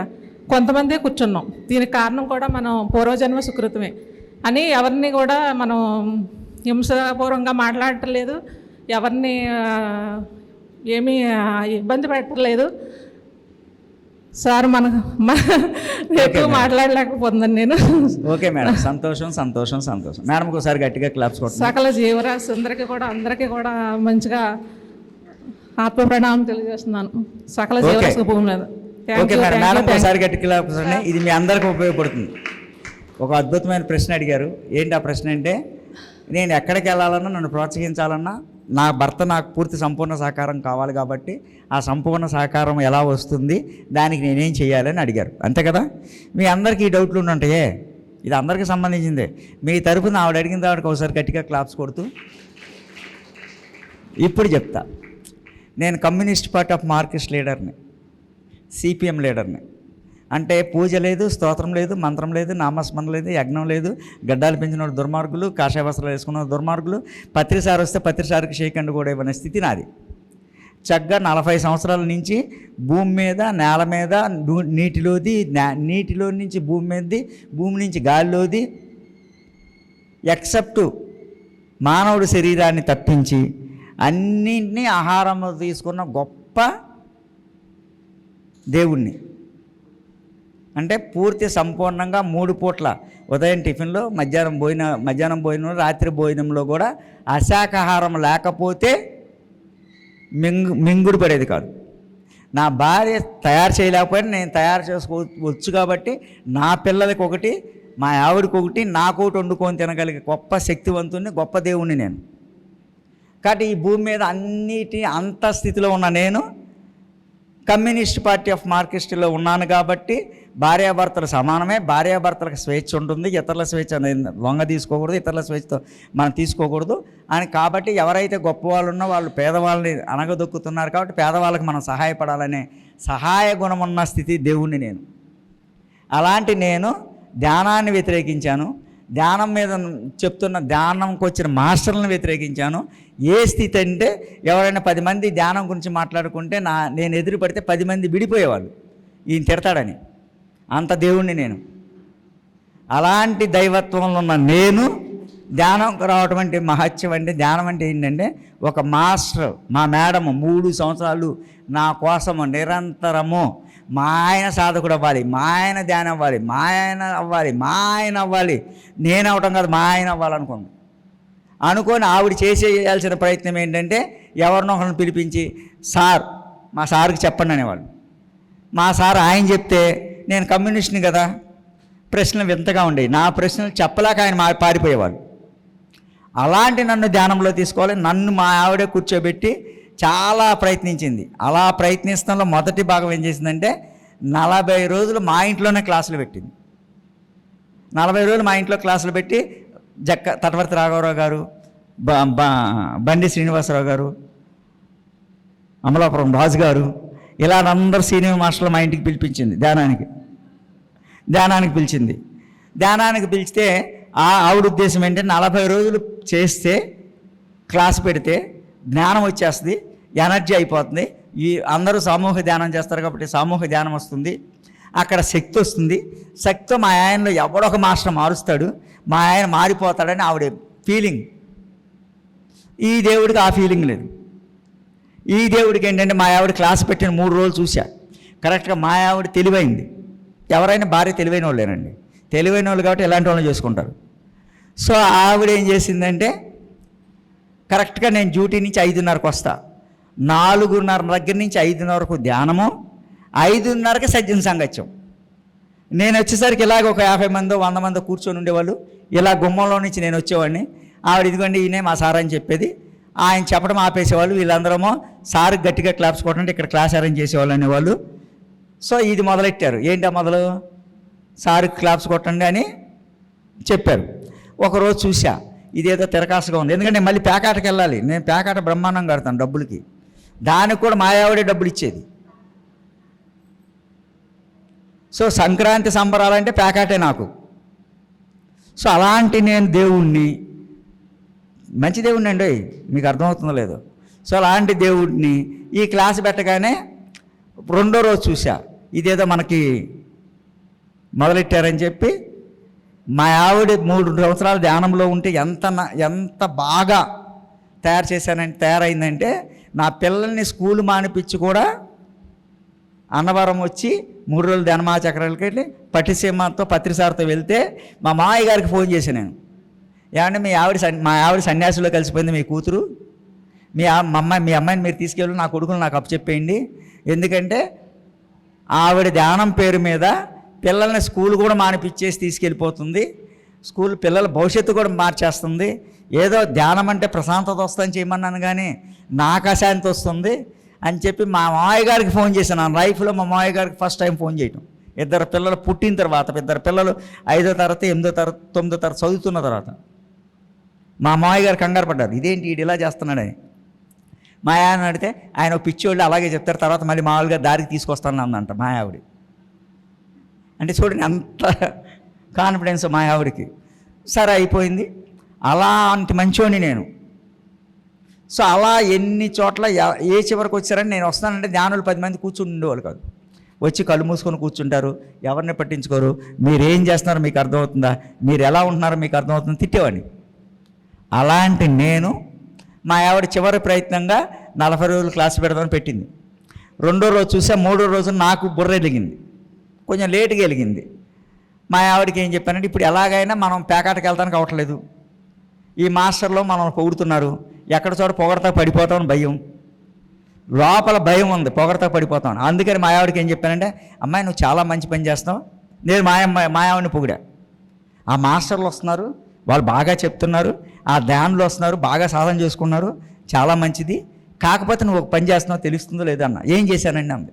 మళ్ళీ ముందు పొగిడాం కదా, ఏం చేయటం ఏంటి, నేను వచ్చినప్పుడే చెప్పి ఆయన ఆగిపోతున్నాడు, ఆయన చెప్పేది ఆగిపోతున్నాడు, కాకపోతే వాళ్ళు చెప్పేది ఆపుతున్నావు కదా, కాబట్టి వెనకాల ఆ తలుపు తీసే వెనకాల ఉంది కదా, నేను అటు నుంచి వస్తాను, స్నానం చేసి ఫ్రెష్గా వస్తాను, అప్పుడు మీరు విన్నది తర్వాత నేను ఒక్కడనే ఉంటాను కాబట్టి మిగతాయి మాట్లాడుకోవచ్చు అని చెప్పా. మా ఆవిడ ఏమనుకుంది, రాత్రి 9:30కి ఇది చెప్పింది నేను. మా ఆవిడ వెంటనే ఫోన్ చేసింది, నేను నిద్రపోయాను అనుకోని, ఎవరికి వాళ్ళ ఫ్రెండ్కి ఫోన్ చేసింది, అమ్మ మనం 40 రోజులు క్లాసులు పెడతాం, మన ఇంట్లో మంచిది అయిపోయింది, శక్తి వచ్చేసింది, సామూహిక ధ్యానం యొక్క శక్తి మన ఇంట్లోకి వచ్చేసింది, మా ఆయనే స్వయంగా చెప్పాడు, వెనకాల ద్వారం తీసేస్తే వస్తానన్నాడు, ఇంకా మా ఆయన మారిపోతాడని చెప్పింది. నేనేం చేశాను, వెనకాల నుంచి వచ్చి బాత్రూమ్కి వెళ్ళి స్నానం చేసి బెడ్రూమ్కి వెళ్ళి బట్టలు మార్చుకొని వెనక నుంచి పేకాటకి వెళ్ళిపోయాను. 40 రోజులు నేను కనపడలా మా ఆవిడకి. 41 రోజు మా ఆవిడ ఉంది, ఎక్కడికి వెళ్ళిపోయారు రోజు అంది. రోజు ఎక్కడికి వెళ్ళిపోవడం ఏంటి, పేకాటకి వెళ్తాను కదా, తెలుసు కదా అన్న. మరి మీరు అలా చేయమన్నారు కదా, నీకు అలా చెప్పాను, నా స్వేచ్ఛ నా భంగం కలిగితే కరెక్ట్ కదా, నాకేమనిపించింది వచ్చేసానన్న. మా ఆవిడ ఆ రోజంతా ఏడ్చింది, మీరు ఇంతే, మీరు మారరు, మీ జీవితంలో నా కర్మ ఇంత, మళ్ళీ మామూలే కదా. అదంతా సీన్ అయిపోయింది. సీన్ అయిపోయిన తర్వాత, పిచ్చి మొహమా, ముందు నువ్వు మారావు, ఏదో ఒక రోజున మారదాం అనుకుంటాను, లేకపోతే నువ్వే నా దారికి వచ్చే, ఎందుకు ఇద్దరం కొట్టుకోవడం అని చెప్పాం. ఇప్పుడు ఏం చేసింది, 41 రోజులు పిల్లల క్లాస్ పెట్టింది, మళ్ళీ 41 రోజులు కొత్త మాస్టర్లు, ఏ ఒక్క రోజున పిల్లల క్లాసులు పిల్లల మాస్టర్లు వినలేదు. ఇదంతా అయిపోయింది. ఈ 80 రోజులు అయిపోయిన తర్వాత అందరూ గెట్ టుగెదర్ లాగా పెట్టుకొని, వంశీకిరణ్ గారు ఉన్నారు కదా, ఆయనకోసారి గట్టిగా క్లాప్స్ కొట్టండి. ఎందుకంటే ఆయన్ని పిలిచి భోజనాలు ఏర్పాటు చేసి నన్ను కూడా పిలిచారు. ఆదివారం దాటి నేను ఇంట్లో ఉన్నా. ఆయన అదృష్టమో నా అదృష్టమో తెలియదు. వెళ్ళిన తర్వాత ఆయన ఒక రూమ్ ఇచ్చారు, సార్కి ఒక రూమ్ ఇచ్చారు, నన్ను ఆ రూమ్లోకి తోశారు. నాకు ఫస్ట్ నైట్ గుర్తొచ్చింది తోయటం. ఆ రూమ్లోకి వెళ్ళేసరికి చక్కగా స్వీట్స్ ఉన్నాయి, ప్యాకెట్లు, హాట్ ఉంది ప్యాకెట్లు, మంచి మామూలుగా మనం అగరబత్తులు వెలిగించుకుంటాం కదా, కర్పూరం జల్లారు, అగరబత్తులు వెలిగించి, ఇది అదంతా నాకు అదే కనపడింది. వంశీకరణ గారు రండి సార్ అన్నారు. ఏం చేస్తాం, లోపలికి వెళ్ళాక ఏం చేయాలి? అందరూ మహిళలు ఉన్నారు, ఆయన ఉన్నాడు, ఆయనతో మాట్లాడదాం, రండి కూర్చోండి అన్నాడు. కూర్చున్న తర్వాత మీరు ఏం చేస్తారు ఏంటని కుశల ప్రశ్నలన్నీ అడిగాడు. ఆయన అడుగు విధానం తెలుసు మనందరికీ. ఆయన చాలా జాగ్రత్తగా బ్యాలెన్స్డ్గా అడిగాడు. నేను బ్యాలెన్స్డ్గా ఆన్సర్ చెప్పా. ఒక స్థితి దాటిపోయిన తర్వాత ధ్యానం చేసుకుంటే బాగుంటుందన్న సార్. ఎవరికి సార్ అన్న? ఫస్ట్ ప్రశ్న ఆయన అడిగింది ఏంటంటే ధ్యానం చేస్తే బాగుంటుందన్న. ఎవరికి సార్ అన్న? చేసిన వాళ్ళకన్నా. మరి చేసిన వాళ్ళకి బాగున్నప్పుడు మా ఆవిడకి ఏ బాగాలేదండి, మా ఆవిడ ఎంతసేపు నేను ధ్యానం చేయాలని బాధపడుతుంది. ధ్యానంకి వచ్చిన తర్వాత ఇప్పటివరకు మా జీవితంలో దాంతో మన సంబంధం చూసారా, దానికి వెళ్ళి చూడకూడదు ఉన్నప్పుడు వచ్చేసింది. దాన్ని పట్టించుకున్నంతసేపు రాలా. జీవితంలో అదే గుర్తుంచుకోండి, పట్టించుకునేటప్పుడు మీరు దాని నెలకాలు పరిగెడతారు, వదిలేసి అది మీ దగ్గరికి వస్తుంది. ప్రత్యక్ష నిదర్శనాలు ఇవే, ధ్యానం యొక్క ప్రత్యక్ష నిదర్శనాలు. దాన్ని పట్టించుకున్నంతసేపు రాలేదు, దాన్ని వదిలేయండి అనగానే ఏమైంది, వీళ్ళు నన్ను పట్టించుకోవాలని వచ్చేసింది. అది అందుకనే ఈ భూమి మీద ఆయన పిలిచారు, ధ్యానం చేస్తే మంచిదండి అన్నారు. ఎవరికండి అన్న? చేసిన వాళ్ళకండి అన్నారు. మరి మా ఆవిడ చేస్తుందండి. మా ఆవిడ ధ్యానం చేసి ఎప్పుడూ హ్యాపీగా లేదు, ధ్యానం చేయకముందే ప్రశాంతంగా ఉంది. ఇద్దరం ఏం కావాలని చక్కగా మాట్లాడుకున్నాం, ఏం కావాలని కలిసి వండుకున్నాం, కలిసి తినేవాళ్ళం, అన్ని సినిమాలకి షికార్లకి అన్నీ బాగానే వెళ్ళాం. ఇప్పుడు ఆవిడ ధ్యానం అంటది, నేనేమో షికార్ అంటాను, రెండు మ్యాచ్ అవ్వట్లేదండి అన్న. సో మా ఆవిడకి ఇప్పుడు ధ్యానం వల్ల మీ దగ్గరికి వచ్చి ఆనందం పొందుందో, కానీ నాకు మాత్రం ధ్యానం మీద ఇంకా వ్యతిరేకత పెరిగింది. ఎందుకంటే ఆవిడ స్థితి ఏంటి, ఆవిడ మారింది అనుకోండి వేరు, ఆవిడ మారటం కాదు నన్ను మారమంటుంది. నాకేమో అశాకారం చాలా ఇష్టం, నేను మానేసాను మీరు కూడా మానండి అంటది. నేను వండను నీకు వండను అంటది. ఇది ఎలాగండి? సంసారం అంటే ఇద్దరం కలిసి నడవాలని ప్రమాణం చేసి వచ్చిన మేము, నేను ఇటు వెళ్తాను నువ్వు అటు వెళ్తానంటే కరెక్ట్ కాదు కదా అని చెప్పండి. ఆవిడ బాగానే ఆలోచిస్తుంది కదా సార్ అని. ఆవిడ బాగానే ఆలోచిస్తుందండి, కరెక్టే, నేను బాగా ఆలోచిస్తాను లేదని ప్రశ్నించా. మీరు బాగానే ఆలోచిస్తున్నారండి అన్నాడు. గట్టిగా అనలేదు కాబట్టి. సరే, కాబట్టి ధ్యానం ద్వారా మా ఇంట్లో నేను అసౌకర్యం పొందాను కాబట్టి నేను ఎందుకు ధ్యానం చేయాలని ప్రశ్న. అయిపోయిన తర్వాత మళ్ళీ టీ తాగుతారండి అన్నాను. టీ చెప్పారు, మా టీ అంటే ఇష్టం, టీ తాగేసాం. టీ తాగిన తర్వాత రెండోది చెప్పారు, ధ్యానం చేస్తే ప్రశాంతత వస్తుందని చెప్పినప్పుడు ఇది చెప్పా, ప్రశాంతత రాలేదని. ధ్యానం చేస్తే రోగాలు పోతాయండి అన్నాడు. ధ్యానం సర్వరోగ నివారణ అన్నాడు. అప్పటికి ఆయనకు అదే తెలుసు, తప్పేం కాదు అనగా నేను అన్నాను. వెంటనే ఇంక అసలు ఒక్క నిమిషం కూడా, ఒక్క సెకండ్ కూడా ఆలోచించకుండా, అయితే హాస్పిటల్ మూసేయండి, పంటికి కంటికి ఒంటికి డాక్టర్లు ఎందుకు, ఇవన్నీ వైద్యాలయాలు ఎందుకు, కార్పొరేట్ హాస్పిటల్స్ ఎందుకు, మీరందరూ వెళ్ళి మీ పత్రి సారు, మళ్ళీ ఇలాగే మీ పత్రి సారు, మీరు చెప్తున్నారు. సో ఈ బోల్ ఎంతమంది మా ఇంట్లో కూర్చొని రోజు 60 మంది పైన ఉన్నారు, వీళ్ళందరూ వెళ్ళి ఒక వైద్యాలయంకి వెళ్ళి ధ్యానం చేసి వాళ్ళని సంపూర్ణ ఆరోగ్యవంతులుగా తీసుకొస్తే నేను అప్పుడు ధ్యానంలోకి వస్తానని చెప్పాను. ఆయనకి ఏమనాలో తెలియలే. ఒక క్షణం ఆలోచించి మీరు మూర్ఖులండి అన్నారు.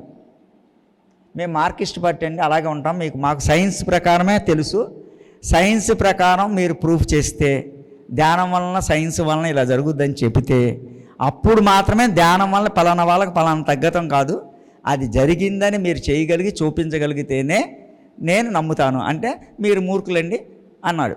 మళ్ళీ స్వీట్ రెడీగా ఉంది, స్వీట్ తిన్నాం, మళ్ళీ హాట్ తినేసిన తర్వాత మళ్ళీ ఆగరు కదా, అన్న ఆగం కదా ధ్యానులు అంటే. మన ధ్యానులు అంటే నాలుగు కదా, పట్టరాదు, పడితే అమ్మయ్యా చూసా మనం అంత మంచి వాళ్ళము. సో ఆయన వెంటనే ఏమన్నా, ధ్యానం సకల భోగకారినండి అన్నాడు. అంటే ఏంటి సార్ అన్న? ఏది అనుకుంటే అవి మీ దగ్గరికి వస్తాయండి. మీకేం వచ్చినాయండి అన్న? ఇంకా రాలేదు కానీ వస్తాయండి అన్నాడు. మీకు రానప్పుడు ఇంకొకరికి వస్తాయని ఎలా చెప్తారు సార్?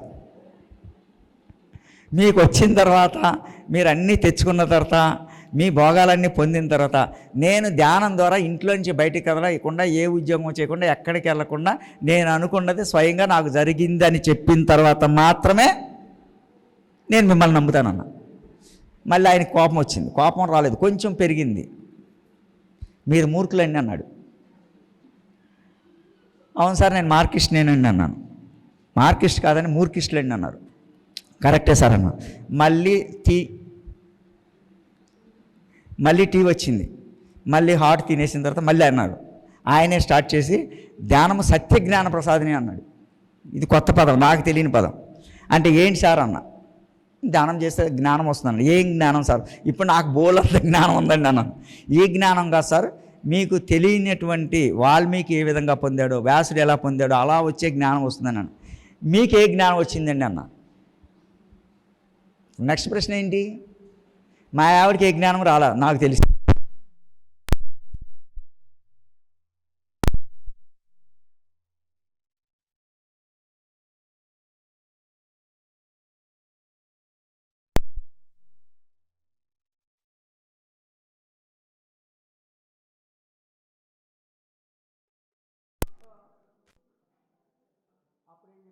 అప్పుడేం చెప్పారంటే నాకు తెలిసి మా ఆవిడకి ఏ జ్ఞానం రాలా, సత్య జ్ఞానం. మీకు వచ్చిందో లేదో నాకు తెలియదు, కాబట్టి అది ఉందో లేదో తెలియని దాని గురించి నాకెందుకండి. సత్య జ్ఞానం ఉందో లేదో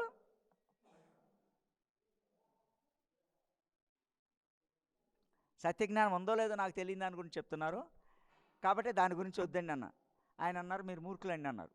అమ్మయ్య, సంతృప్తి వచ్చింది. ఎవరికి? తదాస్తు తదాస్తు తదాస్తు, 3 సార్లు మూర్ఖుడు అన్నాడు కదా, ఇక మనకేం చెప్పడు.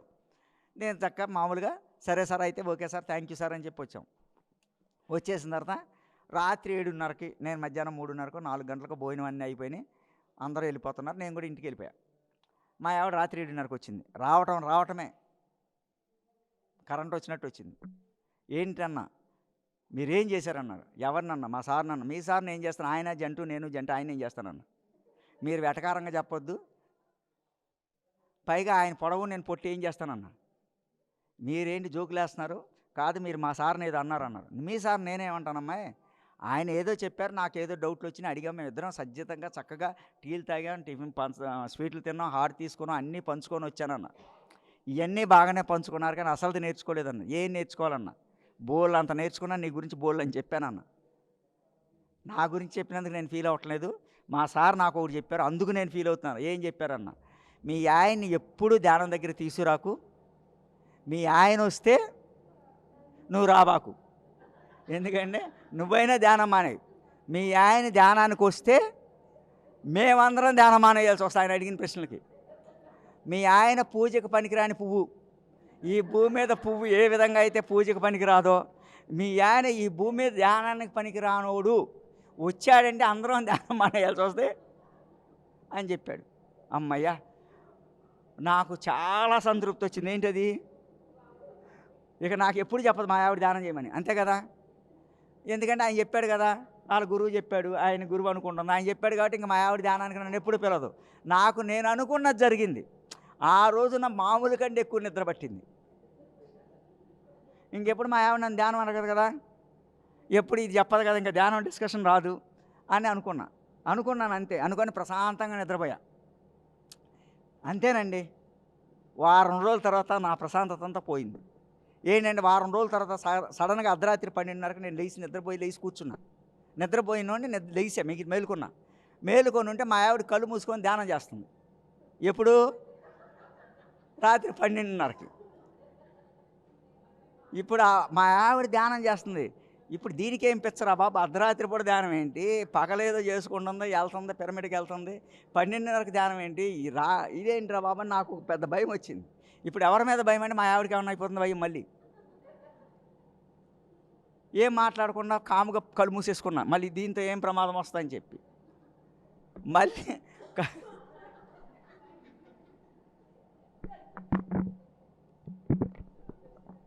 కాబట్టి కళ్ళు మూసుకున్నా, దీంతో మా ఆవిడకి ఏం ప్రమాదం వస్తుంది.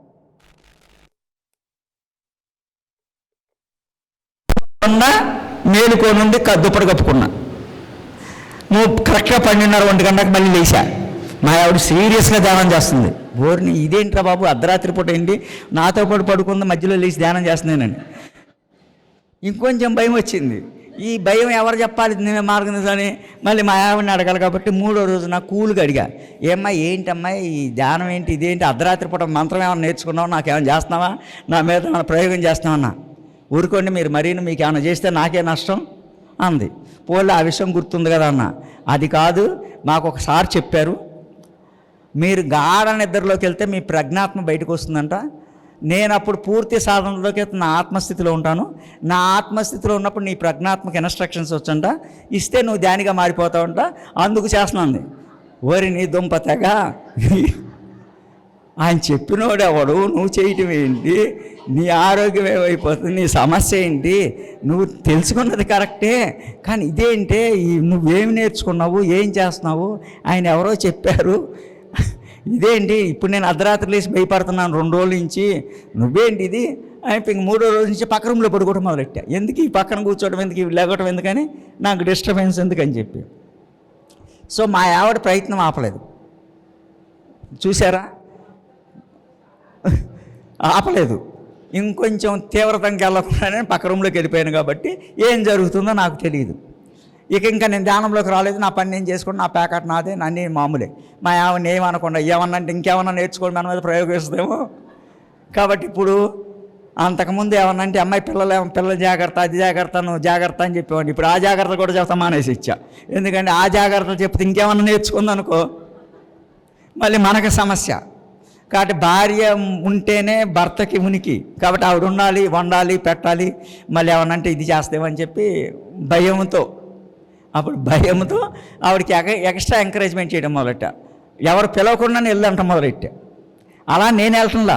పత్రిసారి వస్తారంటే దించడం మొదలెట్టా. అంతమంది నువ్వే వెళ్ళని చెప్పేవాడిని. పత్రిసారి వస్తారంటే దించమంటే దించా, ఇంకో చోటకి రమ్మంటే వెళ్ళా. ఇప్పుడు నా భయం ఏంటంటే ఇంకేమో ఇది నన్ను తయారు చేయడానికి ఏమన్నా అవుద్దని నా భయం. సో అయిపోయింది. జీవితం సాఫీగా నడుస్తుంది. సాఫీగా నడిస్తే జీవితం కాదు కదా. ఒక రోజున సాయంత్రం వచ్చి డ్యూటీ నుంచి వచ్చి స్నానం చేసి ప్రశాంతంగా 6:30కి క్లబ్కి వెళ్తాకి రెడీ అయిపోయి బయటికి వెళ్తున్నా. దుర్గా భవానీ మేడం అని ఒక ఆవిడ వచ్చింది. ఆవిడ గట్టిగా క్లాప్స్ కొట్టండి, గట్టిగా కొట్టండి. నా లైఫ్ చేంజ్. మానవుడు భగవంతుడు అవుతాకి 1 నిమిషం చాలు దైవత్వం పొందడానికి. ఎంత ప్రయోగం చేసి నా భార్య మాట వినలేదు, సీనియర్ మాస్టర్ల మాట వినలేదు. ఈ మధ్యకాలంలో పత్రిసారి దగ్గర దించుతాకి వెళ్తే పత్రిసారి షేక్ హ్యాండ్ ఇస్తే కూడా షేక్ హ్యాండ్ ఇవ్వలేదు. పత్రిసారితో 6 ఉన్నాం, ఆయన షేక్ హ్యాండ్ ఇచ్చాడు, నేను వెనక్కి పెట్టుకున్న చెయ్యి. నందప్రసాద్ వచ్చి పక్కకు వచ్చి, ఏంటండి కేవీరావు గారు సార్ షేక్ హ్యాండ్ ఇస్తుండే, మీకు సార్ నాకు సార్ కాదు సార్ అన్న. మీరు మారరా అండి అన్నాడు. బాగా మారాను సార్, మా ఆవిడని ఇక్కడ దాకా దించాను కదండి అన్నాను. ఆయన కూడా తిట్టాడు. ఎవరు? నందప్రసాద్ కూడా. ఏంటండి అసలు ఎంత మూర్ఖం ఎలాగండి. పోనీ మీరు నమ్మకపోవచ్చు, పెద్ద ఆయన కదా షేకండ్ ఇస్తే ఏమవుతుందండి. ఏమనండి, మా ఆవిడ రాత్రి కూర్చొని ధ్యానం చేస్తుంది, ఈయన షేకండ్ ఇస్తే ఏం తీసుకెళ్తాడో తెలియదు నా దగ్గర నుంచి. అసలే భయపెట్టింది, అందుకని ఆ భయంతో ఇవ్వలేదండి అన్నాను. సరే ఏమైందో ఏమో, ఇవ్వలేదు. ఆయన ఒక చోట తీసుకెళ్ళాను. ఆయన అక్కడ ధ్యానం దగ్గర దించాలంటే మా ఆవిడని దించాను. ఇక నా పని కొరియర్ సర్వీస్ అయినట్టుగా దించడం మొదలెట్టా. సో మా ఆవిడ ఇక ఇప్పుడు నాతో ఆర్గ్యుమెంట్ చేయడం మానేసింది. ఎందుకంటే దించమంటే చేస్తున్నాడు, ఏం కావాలని నేను చేస్తున్నాడు. మాస్టర్లు ధ్యానంలో కూర్చున్నారంటే తిట్టేవాడిని కదా, ఇప్పుడు తిడతాం మానేసా. వాళ్ళకి ఏమైనా తెమ్మంటే నేనే తెచ్చిస్తాం మొదలెట్టా. ఎందుకంటే ఇప్పుడు మా ఆవిడ ఇంకెళ్తే ప్రాబ్లం కదా, అక్కడితో ఆగాలంటే నేనేదో చేయాలి కదా అని చేయటం మొదలెట్టా. అని ఆవిడని నా దారిలో తెచ్చుకుందాను. అవ్వలేదు. ఈ దుర్గాభవాని మేడం వచ్చింది. ఈవిడ రావటం ఎదురుగుండా వచ్చింది. నేను తాళం వేసి వెళ్తున్నా, ఇలాగే వెళ్ళాలి, గార్డెన్ అంతవరకు ఉంటుంది. నడుచుకుంటూ వెళ్తుంటే ఎదురొచ్చింది. ఏమండి ఇది సృజన వాళ్ళ ఇల్లేనా అంది. అవునమ్మా సృజన వాళ్ళ ఇల్లేనండి అన్నాను. మీరు సృజన వాళ్ళ హస్బెండ్ అని అడిగింది. కాదు మేడం అన్న. మరి మీరు ఎవరండి అన్న. మా ఆవిడ సృజన అండి అని చెప్పా.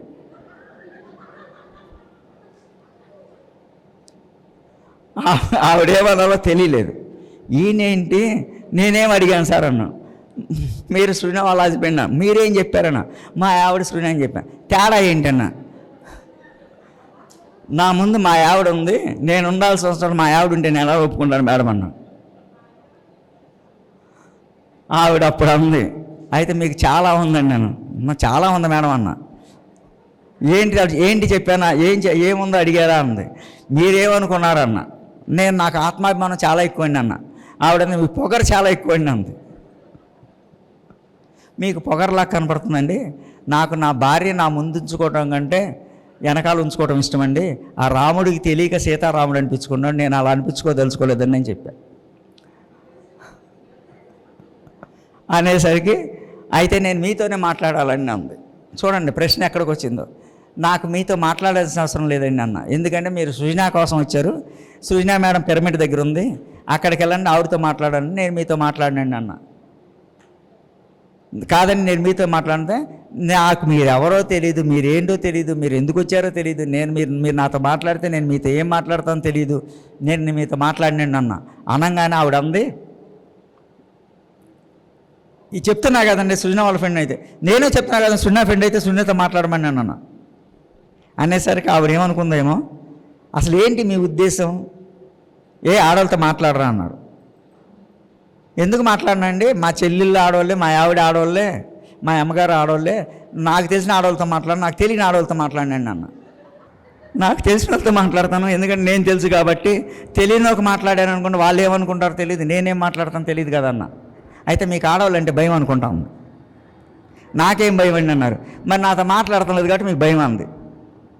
నాకేం భయం లేదన్న, మీకు భయమే లేండి, అలా చెప్తారు, బయటికి గంభీరంగా ఉన్నారు కానీ మీరు భయమేనండి అంది. అయితే మాట్లాడండి అన్న. అయితే పిరమిడ్ దగ్గర రండి అన్నది. ఇక్కడే మాట్లాడవచ్చు కదన్న, ఏ పిరమిడ్కి వస్తాక భయమా ఉంది, పదండి అన్న. పిరమిడ్ లోపలికి వెళ్ళిన తర్వాత భయం, కూర్చోండి అంది, కూర్చొని అన్న. భయమా అంది, కూర్చున్నా. కళ్ళు మూసుకోండి అంది, మూసుకొని అన్న. భయమా అంది, మూసుకున్నా. ఆ భయం ఇప్పటివరకు పోలేదండి, ఆ మూసుకోవడం ఇప్పటివరకు మానలేకపోయా. అలా నేను ధ్యానంలోకి వచ్చా. ఎవరి వాళ్ళ మంది దుర్గాభవాని మేడం, ఆవిడ కూర్చోబెట్టి వెళ్ళిపోయింది. ఆ కూర్చోబెట్టిన తర్వాత ఏం జరుగుద్దో ఆవిడకి తెలియదు కాబట్టి వెళ్ళిపోయింది. మళ్ళీ వీళ్ళందరూ భయపడుతున్నారు, ఈయన వచ్చాడు కూర్చున్నాడు ఏమవుద్ది అని చెప్పి.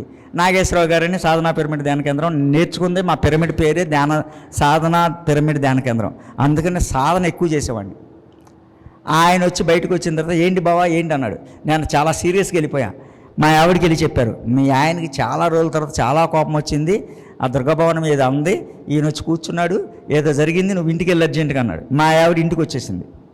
ఇంటికి వెళ్ళేసరికి నేను మామూలు డ్రెస్తోనే వెళ్ళిపోయి తాళం తీసేసి ఎలాగానే హాల్లో ఒక సోఫా ఉంటుంది, ఎదురుగుండానే గుమ్మానికి ఎదురుగుండానే సోఫాలో కూర్చొని పోయి చేతుల్లో పెట్టి కళ్ళు మూసుకున్నా. మా ఆవిడ వచ్చింది, లేపిందంట, లేగవలా. ఎప్పటి వరకు లేగలేదంటే పొద్దున 6 గంటల వరకు లేగవలా. ఇంకా భోజనం లేదు, ఇంకేం లేవు. పొద్దున 6 గంటలు వేసిన తర్వాత ఏంటండి డ్యూటీకి వెళ్ళరా ఉంది. ఇవాళ సెలవు పెడుతున్నాను, ఎందుకంటే ధ్యానం చేసుకుంటా కన్నా. మా ఆవిడకి ఇప్పుడు భయం వచ్చింది, ఏంటి నా డ్యూటీకి డ్యూటీ మానమంటే పిల్లోడు జన్మ తీసుకున్న రోజున మా ఆవిడ హాస్పిటల్లో క్యారేజ్ తీస్తాకి వెళ్ళిన రోజున కూడా నేను డ్యూటీ మానేవాడిని కాదు. అందుకు నెహ్రూ అవార్డు కూడా వచ్చింది. అలాంటి వాడు నేను డ్యూటీకి సెలవు పెడతానంటాడు, సెలవే పెట్టినోడు ధ్యానం కోసం సెలవు పెడతాననేసరికి మా ఆవిడకి ఏమొచ్చిందంటే ఈ ధ్యానం పరాకాష్ఠకి వెళ్ళిపోయాడు, ఇంక ఇంత వెళ్తే మళ్ళీ కష్టం అని చెప్పి ఎవరో చెప్పారంట. 4 రోజులు చూసింది, 4 రోజులు డ్యూటీ మానేశా. ఏంటమ్మాయి అంటే మా ఆయన ఎక్కువ ధ్యానం చేస్తాను, మేము ఎక్కువ ధ్యానం చేయమాకమను, మళ్ళీ ఎక్కువ ధ్యానం చేస్తే పిచ్చి వచ్చేస్తుంది మళ్ళీ మీ ఆయనకి, అప్పుడు తెలియక వచ్చింది, ఇప్పుడు తెలిసి వస్తానని చెప్పారంట. మళ్ళీ భయం మా ఆవిడకి, అలానే ఎక్కువ చేయించకూడదు. నేను అప్పుడు చెప్పా, ఎవరైనా 12 గంటల ధ్యానం చేస్తారని. దాదాపు 100 మంది ధ్యానులు వచ్చేవాళ్ళు అక్కడికి. 12 గంటల ధ్యానమా, మేమేదో 10 నిమిషాలు 20 నిమిషాలు గంట 2 గంటలు చేసేవాళ్ళం, కానీ 12 గంటలు చేసేవాళ్ళం ఎవరు లేరన్నా. ఇప్పుడు నాకు ధ్యానం చెయ్యాలనేది బలంగా ఉంది సార్. అప్పుడు ఎతికితే అరవింద్ రెడ్డి అని ఒక పిరమిడ్ మాస్టర్ ఉండేవాడు, ఆయన ఇప్పుడు పిరమిడ్ స్పిరిచువల్స్ వస్తలేడు. మన 2012 అంతం కాదు ప్రళయము అని చెప్పి అద్భుతంగా భూమి మీద అద్భుతమైన పని చేస్తున్నారు. ఆయన కూడా వేరే ఆధ్యాత్మిక సంస్థలో అద్భుతంగా పనిచేస్తున్నారు. ఆయనకు ఒకసారి గట్టిగా క్లాప్స్ కొట్టండి. అతను నాకంటే, అతని వయసు అప్పుడు 20 సంవత్సరాలు ఎంతో, నాకు 40 సంవత్సరాలు అప్పుడు, అతనికి 20 సంవత్సరాలు 22 సంవత్సరాలు. సార్ నేను చేస్తానండి అంటే అలా 12 మందిని ఎత్తి కూర్చొని మళ్ళీ ఎక్కడ ధ్యానం చేయాలని కూర్చొని ఒక మేడంని అడిగితే మా ఇంట్లో చేసుకోండి అంది. ఆవిడకి మాకు కావాల్సిన ఏర్పాట్లన్నీ చూడమని చెప్పి ఇచ్చి 12 రోజులు 12 మంది ఒక్క సిట్టింగ్లో 12 గంటలు ధ్యానం చేసాం. 12 రోజులు 12 మంది 12 రోజులు 12 గంటలు కూర్చుంటే 12 గంటల వరకు లేకము. అలా ధ్యానం చేసి 12 రోజులు అయిపోయిన తర్వాత ఎందుకు ధ్యానం చేస్తున్నారనేది ప్రశ్న అందరూ నన్ను అడిగారు. అప్పుడు నేను చెప్పా, ధ్యానంలో ఏదన్నా అవుద్ది అంటున్నారు కదా, కాబట్టి ధ్యానంలో ఏదన్నా అవుద్ది అంటున్నారు కాబట్టి ఓ పని చేద్దాం. వాళ్ళ ఇంట్లో ఒక అమ్మాయి ఉంది, అరే నాన్న నువ్వు మధ్యలో కూర్చోబెట్టి మ్యారేజెస్ ఆర్ మేడ్ ఇన్, పెళ్ళిళ్ళు స్వర్గంలో నిర్ణయించబడతాయి. స్వర్గంలో నిర్ణయించుకున్నది మనమే కాబట్టి మీకు కావాల్సిన వరుడు నీ సగభాగము ఈ భూమి మీద జన్మ తీసుకున్నాడు కాబట్టి ఎవరికి ఏ ఏది ఎతకకుండా, మ్యాట్రిమనీ దీనికి వెళ్ళకుండా, ఎవరిని సంబంధాలు ఉన్నటువంటి చూసే వాళ్ళని అడగకుండా నీ భర్తని, నీ సగభాగాన్ని నువ్వు వెతుకుతూ కానీ కూర్చొని ధ్యానంలో కూర్చోబెట్టి నీకు ఈ భూమి మీద ఈ జన్మలో ఎవరు భర్తగా వస్తారో వాడి అడ్రస్సు, ఫోన్ నెంబరు, వాడి పేరు అన్నీ తెలుసుకో అని కూర్చోబెట్టి ఈ ఎనర్జీ అంతా ట్రాన్స్ఫర్ చేస్తే ఆ అమ్మాయి అప్పటికప్పుడు కూర్చోబెట్టి పేరు, అడ్రస్సు కళ్ళు మూసుకొనే చెప్పింది సాధన చేస్తూనే. సో మేము అప్పుడు ఆ ఫోన్ నెంబర్కి చేస్తే వాళ్ళ ఇంట్లో కొడుకులు ఉన్నారు, వాడు చిన్నప్పటి నుంచి శాకాహారి, వాడి సాధన తెలియదు, శాకాహారిగా ఉన్నాడు, వాడిని మాట్లాడితే వాళ్ళు కూడా పెళ్లి చేస్తే కళ్యాణం చేస్తే సిద్ధంగా ఉన్నారు. సో వీళ్ళిద్దరికి మాట్లాడేసి కళ్యాణం చేసేసాం. ఆ కళ్యాణం మొట్టమొదటగా ధ్యానం ద్వారా, ధ్యాన శక్తి ద్వారా మాత్రమే చేసాం. సో దాని వలన నాకు ధ్యానంతో ఏమైనా చేయొచ్చు అనే అనుమానం ఇది వచ్చేసింది. దాంతో నేను ధ్యాన సాధన ఇంకా పెంచుకొని గంటలు ఇంకా సెలవులు, డ్యూటీకి సెలవులు. వెంటనే సెప్టెంబర్ వచ్చింది, ఎక్కడికి వెళ్ళాలి? ఆగస్టు 6, 2007 ధ్యానంలోకి వచ్చాను. సెప్టెంబర్లో పుట్టపర్తి వెళ్ళాల్సి వస్తుంది. పుట్టపర్తిలో ధ్యానం, పుట్టపర్తిలో అద్భుతమైన ధ్యానం అంటే గంటలు చేసేవాడిని. ఇక డ్యూటీ లేదు, అక్కడ మళ్ళీ ధ్యానం. అక్కడ పత్రిసారికి నేను షేకండ్ ఇవ్వలేదు కదా, ఇక్కడ ఇప్పుడు నేను పత్రిసారికి షేకండ్ ఇవ్వాలి కోరిక. కరెక్ట్గా పత్రిసారి దగ్గరికి వెళ్తే నేను వచ్చే వరకు షేకండ్ ఇచ్చి నాకు ఇచ్చేవాడు కాదు, నా ముందున్న వాళ్ళందరికీ ఇచ్చేవాడు, నాకు మాత్రం ఇచ్చేవాడు కాదు. మొదటి రోజు అది జరిగింది, నేను చాలా ఫీల్ అయిపోయా. అసలు అప్పుడు నాకు అసలు అహంకారం అంటే ఏంటో అప్పుడు తెలిసింది. ఈయనేంటి సెకండ్ ఇస్తాక ఏం పోయింది ఆయన కొంప, ఆయనకేం జరుగుద్ది అనే ఫీలింగ్ వచ్చింది. ఇక రెండో రోజు మళ్ళీ కూర్చున్నా. ఎలా కూర్చున్నా అంటే ఇప్పుడు ఈ కెమెరా ఉంది కదా, కెమెరా వెనకాల నేను కూర్చున్నాను. అప్పుడు లైవ్ కెమెరా లేవు, వెనకాల నేను కూర్చున్నాను. అంటే ఆ మాస్టర్ కూర్చున్న వెనకాల సీట్లో నేను కూర్చున్నాను. కరెక్ట్గా ఆయన ఎటు తిరిగినా ఎక్కడికి వస్తుంది దృష్టి, నేనే కనపడేవాడిని. అలా కూర్చున్నా. ఏది ముందెళ్ళి పత్రిసారు అన్నీ అయిపోయినా ఆ రోజున పుస్తకాన్ని ఒకటి రిలీజ్ చేశారు. పుస్తకాన్ని రిలీజ్ చేసి పుస్తకం ఇస్తాక ఒకళ్ళు పిలిచారు. పిలిచింది ఎవరంటే నేను లేచా. ఆయన నన్ను ఇలా అన్నాడు, కూర్చోమన్నాడు. నా ముందు ఆయన లేపాడు. అంటే నేను నన్నే పిలుస్తాడనే ఫీలింగ్లో ఉన్నా. నన్ను పిలవలేదు. ఇంకా నాకు అసలు ఉక్రోషం ఆగల, అహంకారం కాస్త ఉక్రోషం అయిపోయింది అంతే. రెండో రోజు అయిపోయింది. మూడో రోజు మా ఆవిడికి చెప్పా. రెండో రోజు ఇంకోటి జరిగింది. ఇక నేను ఉండను, వెళ్ళిపోతాను, నువ్వు ఎవరితో ఒకరితో వచ్చా అన్న. అదేంటి ఇప్పటిదాకా వచ్చి రేపు ఒక్కరోజు అయిపోతుంది కదా, 3 రోజులే కదా అంటే, లేదు అసలు మీ పత్రిసారికి ఉన్నంత అహంకారం ఎవరికి లేదు ఈ భూమి మీద, షేకండ్ ఇస్తే ఇవ్వట్లేదు అని మళ్ళీ మన అభిప్రాయం మారిపోయింది. ఏది కమ్యూనిస్ట్ వచ్చాడు, మనలో కమ్యూనిస్ట్ వచ్చాడు, అసలైన కమ్యూనిస్ట్ వచ్చాడు మా ఆవిడ దగ్గర వచ్చాడు. కానీ నేను ఉండను, నేను వెళ్ళిపోతున్నాను, ఏదో ఒక బస్సు పట్టుకొని నేను ఇంటికి వెళ్ళిపోతాను, నువ్వు వస్తేరా లేకపోతే లేదు అని చెప్పేసి మా ఆవిడకి చెప్పి, మా వైజాగ్ నుంచి వచ్చిన మాస్టర్లకు మా ఆవిడని తీసుకురండి అని చెప్పేసి ఫిక్స్ అయిపోయా. మధ్యాహ్నమే ఇంకా సజ్జన సాంగత్య దగ్గరికి వెళ్ళా. నా ఫీలింగ్ ఏంటి, ఇంకెళ్ళిపోవడమే. అసలు ఈ మనల్ని పట్టించుకున్నప్పుడు మనకెందుకు, వెళ్ళిపోవడమే. అలా వెళ్తూ కూర్చొని ఏం చేశాడంటే, ఊరుకోం కదా, మనకు లోపల ఆగదు కదా, వెళ్తూ ఆ సాయిబాబా మందిరం అంతా తిరిగేసి ఆ లోపలికి వచ్చి ఒక మామిడి చెట్టు కనపడింది. ఆ మామిడి చెట్టు కింద ధ్యానం అంటే శ్వాస మీద ధ్యాస అని రాసి ఉంది. మళ్ళీ అక్కడ కూర్చున్నా. మా ఆవిడికి చెప్పింది నేను వెళ్ళిపోతానని. నేను వెళ్ళి అక్కడ కూర్చున్నా, మళ్ళీ ధ్యానంలోకి వెళ్ళిపోయాను. రాత్రి భోజనం దగ్గర కనపడ్డా. వెళ్ళిపోతానన్నారు, మీరు వెళ్ళిపోయారు అనుకున్నాను. అంటే నేను వెళ్ళిపోతే నీకు బాగుంటుందా అన్నా. మళ్ళీ నువ్వే వెళ్ళిపోతానని బాగుంటుందని మళ్ళీ నేను అడిగాను అంటావేంటి, అన్నీ నువ్వేనా చెప్పేదాన్ని. నాకు వెళ్ళాలనిపించేది ఉన్నానండ.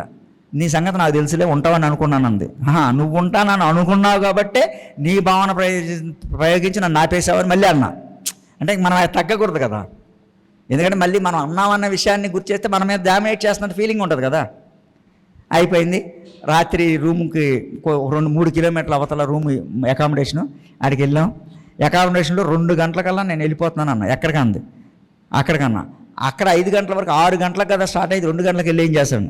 కొంతమంది ఉన్నారులే, ముగ్గులు వేస్తుంటారు. పత్రిసారి వచ్చేసరికి ముగ్గులు వేస్తే ఆ ముగ్గుల్ని చూసి పత్రిసారి వాళ్ళందరికీ షేక్ హ్యాండ్ ఇస్తాడు. కాబట్టి ఆ ముగ్గు వేసే వాళ్ళ దగ్గర నుంచుంటాను, ఆ ముగ్గు పట్టుకుంటాను, ముగ్గు అందిస్తాను, ఆ ముగ్గులోకి లాగుతాను. పత్రిసారి నన్ను వెళ్ళా. సో నేను ఎక్కడ పూర్తిగా సంపూర్ణంగా ముగ్గేస్తుంటే ముగ్గు అందించి వాళ్ళు ముగ్గేస్తున్న దానికి వాళ్ళు అక్కడి నుంచి ఇక్కడికి రావటం ఎందుకని అన్నీ చేశానండి. చాలా ప్రశాంతంగా చేశా. ఎలాగైనా పత్రిసారి నాకు షేక్ హ్యాండ్ ఇవ్వాలి అని చెప్పి 8 మందో 9 మందో ఉన్నారు ఆ వేసిన వాళ్ళు. 9లో మధ్యలో నలుగురు అటు నలుగురు ఇటు నుంచున్న తర్వాత మళ్ళీ మధ్యలో నుంచున్నాను నేను. ఎందుకంటే ఈ చివరి నుంచున్నా ఆగిపోవచ్చు, ఆ చివరి నుంచున్నా ఆగిపోవచ్చు, మధ్యలో ఉంటే ఎలాగైనా ఇస్తాడు కదని. ఆయన ఏంటి నలుగురికి ఇచ్చి ఈలోపు ఎవరితో తిరిగి ఏంటి సంగతులు అని చెప్పి పక్క వెళ్ళిపోయి 5 వాళ్ళకి ఇచ్చి వెళ్ళిపోయాడు. నాకివ్వాల.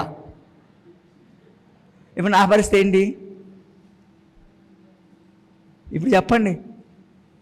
నేను ఒక్కరోజు ఇవ్వలేదండి, ఆయన 3 రోజులు ఇవ్వాలి. ఏం చేద్దాం? 9 మంది ఉంటే ఆయన ఇంటెన్షన్గా చేశాడని నేను అంటలా. నా లోపల వశిష్ఠ మహర్షి దగ్గరికి విశ్వామిత్రుడు బ్రహ్మర్షి అని ఇంద్రుడు చెప్పిన తర్వాత వశిష్ఠుడి దగ్గరికి వెళ్తే వశిష్ఠుడు ఆయన పిలుస్తాడు రావయ్య ఋషి అని. అప్పుడు అప్పుడు బ్రహ్మర్షి విశ్వామిత్రుడికి ఏమర్థం అవుతుందంటే నేను ఇంకా బ్రహ్మర్షిని అవ్వలేదు, ఋషి స్థితిలోనే ఉన్నాడు, అందుకే వశిష్ఠుడు ఋషి అని పిలిచాడని వెనకెళ్ళిపోతాడు. మళ్ళీ ధ్యానం చేసుకొస్తాడు, మళ్ళీ సాధన చేసుకొని వస్తాడు. రావయ్య రాజర్షి అంటాడు, మళ్ళీ వెనకెళ్ళిపోతాడు, మళ్ళీ సాధన చేసుకొస్తాడు, మళ్ళీ వస్తాడు, మళ్ళీ రావయ్య అంటాడు. అలా బ్రహ్మర్షి అని అండండి వశిష్ఠుడు ఎవరిని? విశ్వామిత్రుడిని. ఆయన బ్రహ్మర్షి అవ్వలేదు కాబట్టి ఈయన బ్రహ్మర్షి అయ్యే వరకు తిరుగుతూనే ఉంటాడు. అప్పుడు వశిష్ఠుడిని అతని భార్య అడుగుతుంది, ఏమండి ఎందుకు ఆయన అంత ఇబ్బంది పెడుతున్నారు, అశోకాన్ని గురిగిస్తున్నారంటే, బ్రహ్మర్షి స్థితిలోకి వెళ్ళిపోయిన తర్వాత నన్ను ఇంకోడు బ్రహ్మర్షిగా గుర్తించాలనుకోండి ఆలోచన వచ్చిందంటే అతను బ్రహ్మర్షి అవనట్టే అని చెప్తే అప్పుడు ఆయన లోపలగా నేను బ్రహ్మర్షిని, నన్ను ఎవరు ఎందుకు గుర్తించాలనే ఫీలింగ్ వచ్చినప్పుడు మాత్రమే వశిష్ఠుడు రావయ్య బ్రహ్మర్షి అంటాడు. ఇప్పుడు నాకు అప్పటి వరకు ఏముంది? పత్రిసారి సాధన చేస్తున్నాను, పత్రిసారి షేక్ హ్యాండ్ ఇవ్వాలి, పత్రిసారికి నేను షేక్ హ్యాండ్ ఇవ్వలేదు కదా, ఖచ్చితంగా పత్రిసారితో షేక్ హ్యాండ్ తీసుకోవాలనే భావన నాలో ఉంది కాబట్టి ఆయన నన్ను ఆ స్థితిని గురించి కూడా మార్చడానికి మాత్రమే చేశాడు. అది నాకు అప్పుడు అర్థమైంది. అర్థమైన తర్వాత ఆ రోజున పూర్తిగా ధ్యానం చేసి మా ఆవిడ ఏంటి మరి పత్రిసారి షేక్ హ్యాండ్ ఇచ్చారా ఉంది. ఎక్కడ లంచ్ టైంలో కలిసింది.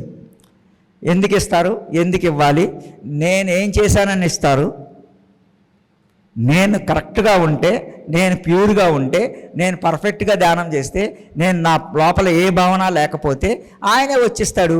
అంటే నేను ఆ స్థితికి ఇంకా రాలేదు, వస్తాను అని చెప్పా. ఇదండి మధ్యాహ్నం లంచ్ టైంలో జరిగింది. ఇంకా నేను నా విషయం పట్టించుకోవాలి. సార్ షేక్ హ్యాండ్తో సంబంధం లేదు, నా ధ్యానము నేను సంపూర్ణంగా అక్కడ ఏం సేవ చేయాలో చేయటం మొదలెట్టి సాయంత్రం బజ్జీలు ఇస్తున్నారు. అప్పుడు నేను బజ్జీల దగ్గర నుంచొని ఇస్తున్నా. పత్రిసారి వచ్చారు, షేక్ హ్యాండ్ ఇచ్చి బజ్జీలు తీసుకొని వెళ్ళాడు. అంటే మనము ప్యూర్ అవుతే ప్యూరిటీలో ఉన్నటువంటి దానికి విశ్వం సంపూర్ణంగా సహకరిస్తుందని పత్రిసారి నాకు ఆ రోజున ప్రాక్టికల్గా నేర్పారు. ఇది ఎందుకు చెప్పిన ప్రాక్టికల్గా నేర్పారు కాబట్టి నేను నేర్చుకున్నది ఏంటంటే ప్రాక్టికల్, ప్రతిదీ ప్రాక్టికల్. 12 రోజులు 12 గంటలు 12 రోజులు ధ్యానం చేసి ఒకటి చేశాను. ప్రాక్టికల్గా నాలో ఉన్న ప్యూరిటీ మార్చుకున్నప్పుడు షేక్ హ్యాండ్ ఇవ్వటం. ఇదంతా జరిగింది 7 ఆగస్టు 6కి సెప్టెంబర్కి మధ్యలో ఎంతకాలం ఉందండి? నెల రోజుల కాలంలో 40 రోజులు ధ్యానం అవ్వాలా ఇంకా నాది. కానీ 4 రోజుల్లోనే చాలా చేంజ్ వచ్చింది. ఇంకా అప్పుడు నేను ఇంకా మొత్తం మొదలెట్టాను. ఓన్లీ సాధనే, ఇంకా సాధనే. పుస్తకాలు చదవటము లేకపోతే ఇంకోటి చేయడము సజ్జన సాంగత్యం లేదు. ఇంట్లో ఉంటే సాధన. డ్యూటీకి వెళ్తే నా పని ఏంటో చేసేసిన తర్వాత కళ్ళు మూసుకొని కూర్చోవడమే. మళ్ళీ ఎవరన్నా వచ్చి లేపితేనే కళ్ళు తెరవడం. ఇక నిరంతరము సాధన సాధన సాధన. ఆ సాధన నన్ను ఎంతవరకు తీసుకెళ్ళిందంటే ఇక్కడి వరకు తీసుకొచ్చింది. ఈ లోపల బోళ్ళని ఉన్నాయి. కాబట్టి మీ భర్త మారాలంటే మా భార్యకి ఫోన్ చేయండి, చెప్పుద్ది. సార్ మీ అనుభవం చెప్పి మా కళ్ళంపడి నీళ్ళు తెప్పించేశారు. ఎందుకు మరి నవ్వలేక ఏడుపొచ్చింది. మరి అదే అంత మంచి దేవుణ్ణి ఇంత మంచి దేవుణ్ణి అయ్యా. అప్పుడు వేరే కోణంలో దేవుణ్ణి, ఇప్పుడు వేరే కోణంలో దేవుణ్ణి. కాబట్టి ఎవరైనా నా మొగుళ్ళు ధ్యానంలోకి రావట్లేదంటే care of address Sujana madam, wife of KV Rao కాదు. సుజనా మేడం మరి వైఫ్ అంటే గొడవ అవుద్ది. ఆవిడకి ఫోన్ చేసి మీ ఆయన ఫోన్ చేశాడని చెప్పకు, మీ ఆయన చెప్పాడు మీ నెంబర్ ఇచ్చాడని చెప్పకండి. మా ఆయన ఇస్తే ఫోన్ చేశారంటే మా ఆయన మంచోడు కాదని చెప్పుద్ది. మీ డౌట్లు మీరే తెలుసుకోండి. కాబట్టి నేను సాధన పెరగడానికి నా భార్య నాలో సగభాగము సంపూర్ణంగా నన్ను సాధకుడు చేయటానికి పడిన తాపత్రయము, తన ప్యూరిటీ నన్ను సాధకుడిని చేసింది. నా సాధన పత్రిసారిని గమనించిన తర్వాత పత్రిసారు నువ్వు ప్యూర్ అవుతేనే నీతో ప్యూరిటీగా ఉంటారని తెలిసినప్పుడు నేను ప్యూర్ అయ్యాను. నేను ప్యూర్ అవటానికి నాలో ఉన్న మలినాలు పోవాలంటే నాకు తెలిసిన జ్ఞానం ప్రకారం సాధనే కాబట్టి సాధనే చేశాను. సాధన ద్వారా నేను బోలన్నీ అంటే ఈ భూమి మీద నేను మధ్యాహ్నం చెప్తాను మీకు అనుభవాలు.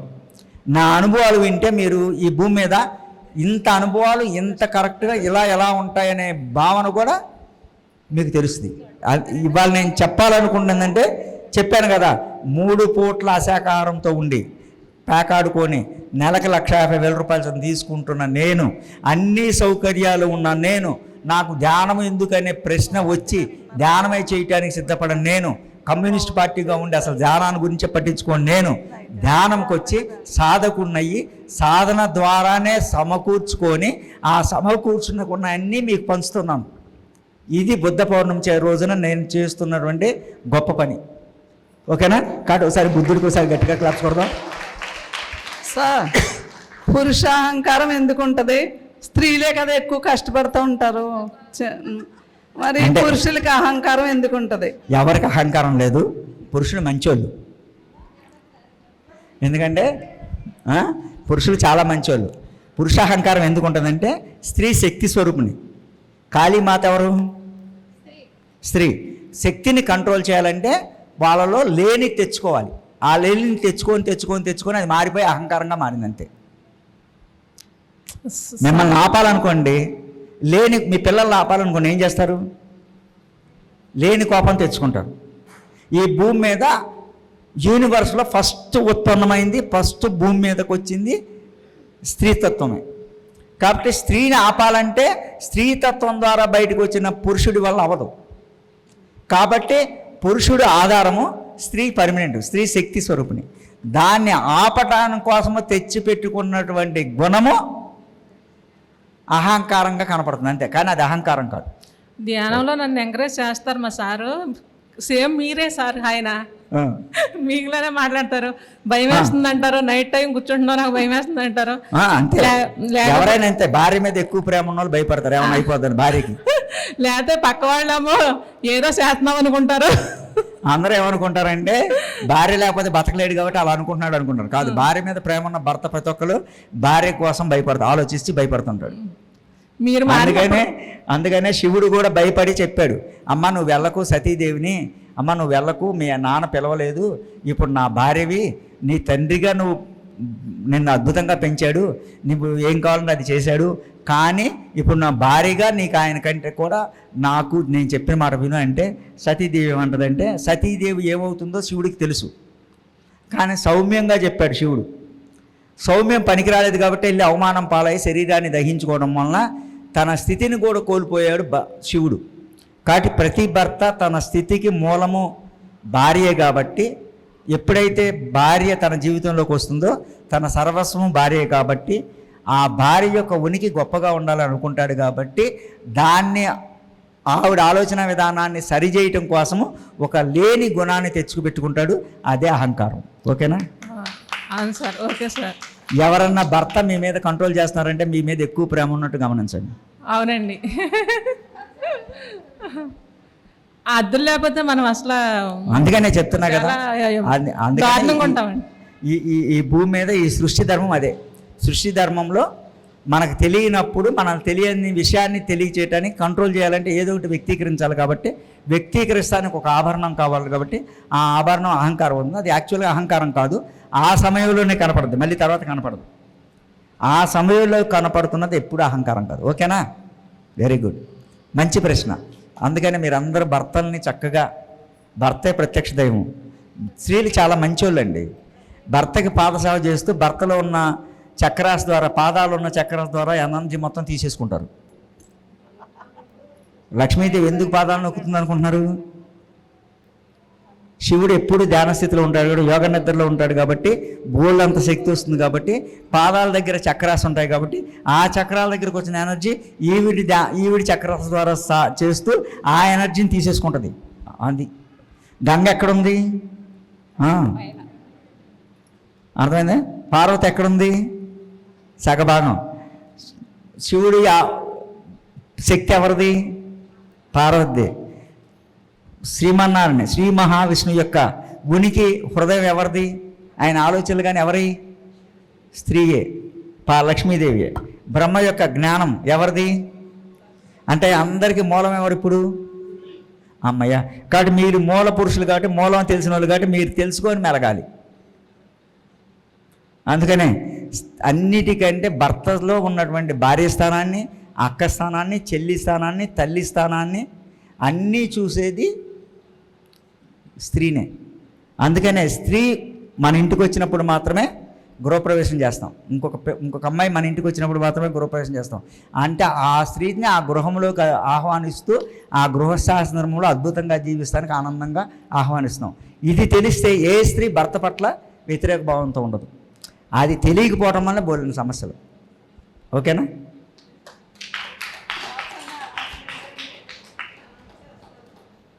ఏంటి మేడం? అనౌన్స్మెంట్.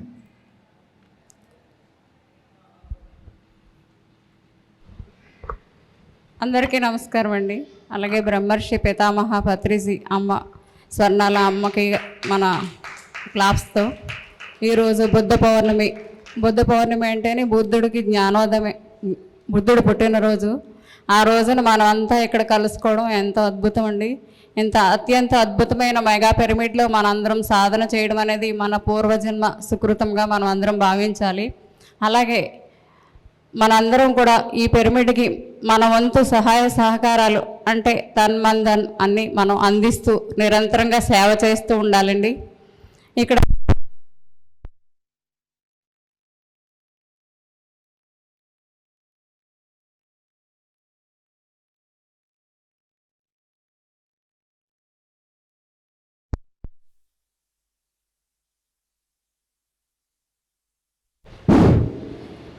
ఇక్కడ ట్రస్ట్ మెంబర్లు అంటే ఒక పదవిలాగా కాకుండా మేమంతా కూడా ఒక సేవలాగే మనందరం ఒకటే ఇదిగా మనం ఇక్కడ నడబడిక ఉండాలండి.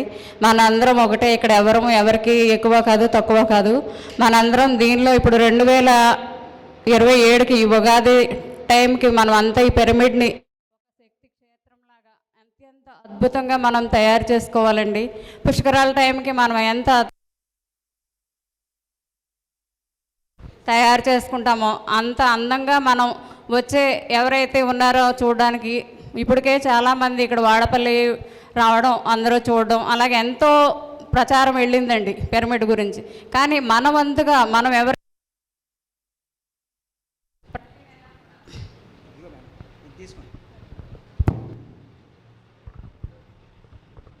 ప్రతి నెల ఇక్కడ పౌర్ణమి ధ్యానం, అఖండ ధ్యానం, అలాగే ఎన్నో కార్యక్రమాలు నిరంతరంగా జరుగుతూనే ఉన్నాయి. మనందరం వస్తూనే ఉన్నాం.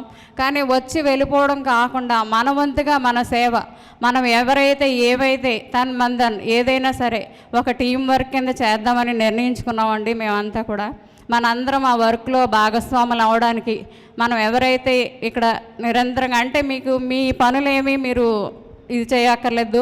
మన పనులు చూసుకుంటూ మన పనులు చేసుకుంటూ ఇక్కడ మనం సేవా భాగ్యాన్ని మనం అందించాలి. నెలకి ఇన్ని రోజులని మనకు కేటాయించుకుని ఇక్కడ 2-3 రోజులు ఉండేలాగా ప్రతి ఒక్కరూ. లాస్ట్ టైము మీటింగ్ అయినప్పుడు ఈ మేడం వాళ్ళు కొంతమంది నెంబర్లు ఇచ్చారు. అలాగే జెంట్స్ వైపుగా జెంట్స్ కొంతమంది, లేడీస్ వైపుగా లేడీస్ కొంతమంది, మనంతా కూడా కలిపికట్టుగా ఈ పిరమిడ్ నిర్మాణంలో మనందరం భాగస్వాములు అవుదాం. ఇప్పుడు తాజ్మహల్ అని చెప్పారు పత్రి సార్, ఎంతో అద్భుతం. ఇప్పుడు కొన్నాళ్ళకి ఇక్కడ మనం సేవ చేద్దామన్నా సేవ దొరకని పరిస్థితి, అంత అందంగా తయారవుతుంది. ఇప్పుడు మనకు వచ్చిన భాగ్యాన్ని ప్రతి ఒక్కరూ కూడా మనం సద్వినియోగం చేసుకోవాలండి. ఎంత సద్వినియోగం చేసుకుంటాం అంత ఫలితం అంటే మనం ఏదో ప్రాపంచికంగా కాదు, మన లోపల మనం ఎక్కడైతే సార్ ఏదైతే చెప్పారు మన జన్మ రాహిత్య స్థితి, ఆ జన్మ రాహిత్య స్థితిని మనం ఈ జన్మలోనే పొందాలంటే ఖచ్చితంగా ఇక్కడ సాధన చేసే తీరాలండి. ఇక్కడ అంత అద్భుతమైన సాధన మనం చేస్తాం. ఇక్కడ సాధన కూడా ఎక్కడైనా చాలామంది లాస్ట్ ఉగాదికి ఎంతో ఆనందపడారు, ఎంతో జనం చాలా అద్భుతంగా ఎంత బాగుందో ఇక్కడ ఈ పిరమిడ్, ఇక్కడ సాధనా పరంగా చాలా బాగుందని అందరూ చాలా చెప్పడం జరిగిందండి. మనం అంతా కూడా ఈ సాధనా పరంగా ఇక్కడ ఉపయోగించుకుంటూ మనం ఇంకా టీం అంటే ఎక్కువ మంది రావాలి మనకి.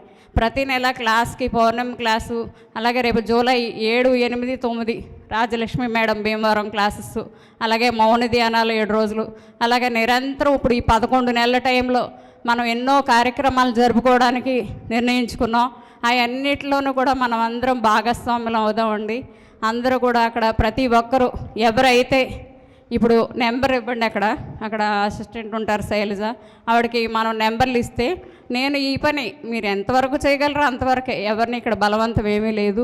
కానీ మన వంతుగా ఇప్పుడు ఆడవాళ్ళైనా మగవాళ్ళైనా సరే ఏదో టీం వర్క్ అట్లా చేసి 11 నెలల్లో దీన్ని మనం కంప్లీట్ చేసుకోవాలండి. అత్యంత సుందరంగా మనం చూపించగలగాలి ప్రపంచానికి. మనం అదే మన ధ్యేయంగా మనం ప్రామిస్ చేసుకుందాం. Thank you. సార్ కూడా చాలా అద్భుతంగా చెప్తున్నారు, ఆయన కూడా thank you so much. Okay friends, ఎవరైతే ఒక ఆశ్రమం రావటము, అది శక్తి క్షేత్రం రావడం అంటే చిన్న పని ఏం కాదు. దాని చుట్టూ బోల్డ్ అన్నీ ఉంటాయి. దానిలో ముందు ఎవరైతే ఉంటారో వాళ్ళందరూ కూడా ప్రథమ భాగంలో ఉన్న వాళ్ళందరూ కూడా అన్నీ ఉంటాయి. సో అది రావాలి, అది అద్భుతంగా జరగాలంటే ఈ భూమి మీద దానిలో ఎవరైతే భాగస్వాములు అవుతారో ఆ భాగస్వాములు అయిన వాళ్ళందరూ కూడా దాని ఫలితాన్ని పొందుతారు. అంటే యాక్చువల్గా సైన్స్ ఏం చెప్తుంది అంటే, సైన్స్ చెప్పిన దానికి, స్పిరిచువల్ సైన్స్ చెప్పిన దానికి నువ్వు ఒక ఎక్స్పెరిమెంట్ చేయగలిగితే సైన్స్ ప్రకారము, అంటే నేను ఒక సైన్స్ వరకే చూడగలిగితే, మీ మనోభావనలో ఏదైనా ఒక పని చేస్తున్నప్పుడు ఇది నేను అవుతుంది, ఇది నేను చేయగలుగుతాను, ఇది పొందుతాను అని చేయగలిగినప్పుడు నీలో వచ్చే కణాలన్నీ కూడా, నీలో ఉత్పన్న కణాలన్నీ కూడా నువ్వు చేయగలిగే దానికి చేయగలను, పొందగలను అనే దానికి బలం చేకూరుస్తూ అది వాస్తవంగా జరుగుతుంది. ఇది సైన్సు. దీనికి బెస్ట్ ఎగ్జాంపుల్ ఏమక్కర్లేదు. ఒక వాటర్ జార్ తీసుకొని దాన్ని రోజు మీరు ఇది నా శరీరంలోకి వెళ్తుంది, నా శరీరంలో ఉన్నటువంటి సంపూర్ణంగా ఆరోగ్యాన్ని తయారు చేస్తుంది, లేకపోతే నేను అనుకున్న కోరికను తీరుస్తుంది అనే భావన చేస్తే అది జరిగిపోతుంది. ఇది సైన్స్ ప్రకారం దాంట్లో ఉన్న ఎలక్ట్రాన్స్, ప్రోటాన్స్, న్యూట్రాన్స్ ఏదైతే ఉన్నాయో బాండ్ మారిపోతుంది, కెమికల్ బాండ్ మారిపోతుంది, కెమికల్ ఎనర్జీ చేంజ్ అవుతుంది. స్పిరిచువల్ సైన్స్ ఏం చేస్తుందంటే, ఈ భూమి మీద మీకు కనపడింది స్పిరిచువల్. రాయిని రాయిలాగా చూస్తే రాయే కనపడుతుంది, రాయి లోపల ఉన్న భగవంతుని చూస్తే భగవంతుడు కనపడతాడు. సో ఆ భగవంతుడి యొక్క ఉనికి మనకు తెలిసిన రోజున స్పిరిచువల్ అంటే ఏంటో తెలుస్తుంది. ఇప్పుడు నేను ఉద్యోగాన్ని వదిలేసి వైజాగ్ నుంచి విజయవాడలో ఉంటున్నాను. వాళ్ళ లైఫ్లో ఎన్ని జరిగితే, ఒక 70 సంవత్సరాల పైనే ఉన్న ఆవిడ తన ఇంట్లో ఒక వ్యక్తిని ఉంచుకొని, ఒక మాస్టర్ని ఉంచుకొని వాళ్ళతో పాటు వండి నాకు కూడా పెడుతూ వెయిట్ చేస్తుందంటే, వాళ్ళ ఇంట్లో ధ్యానం వలన ఎన్ని మార్పులు జరిగితే చేస్తుంది. అది అలాగే పత్రిసారు ఇన్ని లక్షల మంది దగ్గరికి వెళ్ళగలి, పత్రిసారు దైవం అవ్వగలిగారంటే ఏం చేస్తే జరిగింది. ఆయన చెప్పిన ఒక ధ్యానాన్ని గురించి, ఒక శాకాహారాన్ని గురించి, ఒక పిరమిడ్ గురించి చెప్తే, అది ఒక పత్రిసారు మీరు ధ్యానం చేసుకోండి, శాకాహారులుగా మారమండి, పిరమిడ్ వాడుకుంటే అనేక మంది మాస్టర్లు వచ్చి వాళ్ళ ఉనికిని తయారు చేసుకోగలిగితే, అలాంటి తయారవటానికి కావాల్సిన ఒక అద్భుతమైన క్షేత్రం వస్తే, ఆ క్షేత్రం యొక్క ఉనికితో వచ్చినోడు ఎవడైనా సరే వాళ్ళ స్థితిని ఉన్న స్థితి నుంచి ఉన్నతంగా స్థితిగా మార్చుకుంటారు.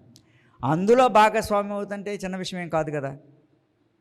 అందులో వచ్చి నువ్వు చేసుకోవడం కాదు, కొన్ని వందల మంది, కొన్ని లక్షల మంది, కొన్ని కోట్ల మంది అందులో వచ్చి వాళ్ళ స్థితిని మార్చుకుంటానికి రావాల్సిన ఒక శక్తి క్షేత్రం వస్తూ అందులో భాగస్వామ్యం అవ్వటం అంటే చిన్న పని కాదు. కాబట్టి అంత గొప్ప పని చేయటం అనేదే మనకు వచ్చిన అవకాశం. యాక్చువల్గా నేనైతే దాన్ని మేడం వాళ్ళు చెప్పినట్టు చెప్పను. అందులో భాగస్వామ్యం అవటం అంటేనే గొప్ప అదృష్టం. ఒక పిరమిడిక్ శక్తి రాస్తుంది. ఇప్పుడు అంతకుముందు చెప్పారు అయోధ్యలో రామాలయం కావాలి అంటే ఏం చెప్పారు, ఇంటికి ఒక ఏమిమ్మన్నారు? ఇటుక ఇమ్మన్నారు. వాళ్ళు చెప్పింది ఇంటికి ఒక ఇటుక. ఆ రామాలయం, ఆ అయోధ్య, ఆ రామాలయం ఎంత అద్భుతంగా వచ్చింది. ఇవాళ ప్రపంచంలో ఉన్న వాళ్ళందరూ, భారతదేశంలో ఉన్న వాళ్ళందరూ అక్కడికి రాగలుగుతున్నారు కదా. వశిష్ఠ గౌతమి పిరమిడ్ ధ్యాన మహాక్షేత్రం అంటే అర్థం ఏంటంటే, వశిష్ఠ మహర్షి యొక్క శక్తి, గౌతమ మహాముని యొక్క శక్తి ఇమడం ఉండి ఈ శక్తి క్షేత్రంలో సాధన చేసినోడు వశిష్ఠుడు. గౌతములు అంటే వశిష్ఠ మహాముని ద్వారా, వశిష్ఠ మహర్షి ద్వారా ఈ భూమి మీదకి విశ్వామిత్రుడు యొక్క ఉనికి వచ్చి, క్షత్రియుడు విశ్వామిత్రుడు, ఒక క్షత్రియుడు బ్రహ్మర్షిగా మారి ఆయన భూమి మీద సత్యహరిశ్చంద్రుడు యొక్క ఉనికిని పరిశీలించి సత్యహరిశ్చంద్రుని తయారు చేసి, రాముడు జననము కారణమై జననం వచ్చేసరికి విశ్వామిత్రుడు రెడీగా ఉండి రాముడిని గొప్పగా ధర్మబద్ధంగా జీవిస్తానికి తయారు చేసి రాముడిని దేవుడిగా మార్చడానికి వచ్చినటువంటి విశ్వామిత్రుడు రావటానికి మూలమైన వశిష్ఠుడు. అంటే మీరు ఎంతమందిని దేవుళ్ళుగా మారుస్తానికి కావలసిన వశిష్ఠులుగా మారుతారో, విశ్వామిత్రుడుగా మారుతారో చూసుకోండి. అలాంటి శక్తి క్షేత్రం వస్తుందంటే ఆ శక్తి క్షేత్రంలో భాగస్వామ్యం అంటే చిన్న పనే. గౌతమ మహాముని తన తల్లి యొక్క ఉనికి కోసము ఈ భూమి మీదకి గంగని తీసుకొచ్చి ఈ ఏరియా మొత్తము ఎవరు అన్ని సకల కోటి జీవరాశులకు కావాల్సిన ఆహారోత్పత్తికి కావాల్సినటువంటి మౌలిక సదుపాయాలు జరగడానికి కావాల్సినటువంటి ఒక నదిని తీసుకురావడానికి చేసినటువంటి శక్తివంతుడు ఇక్కడ ఉన్నాడంటే, ఆ శక్తితో మీరుంటే మీరు ఎవరికి ఏమైనా తేగలిగే శక్తి మీకు వస్తుంది. కాబట్టి అందులో భాగస్వామ్యం అవడం అంటే చాలా గొప్ప విషయం.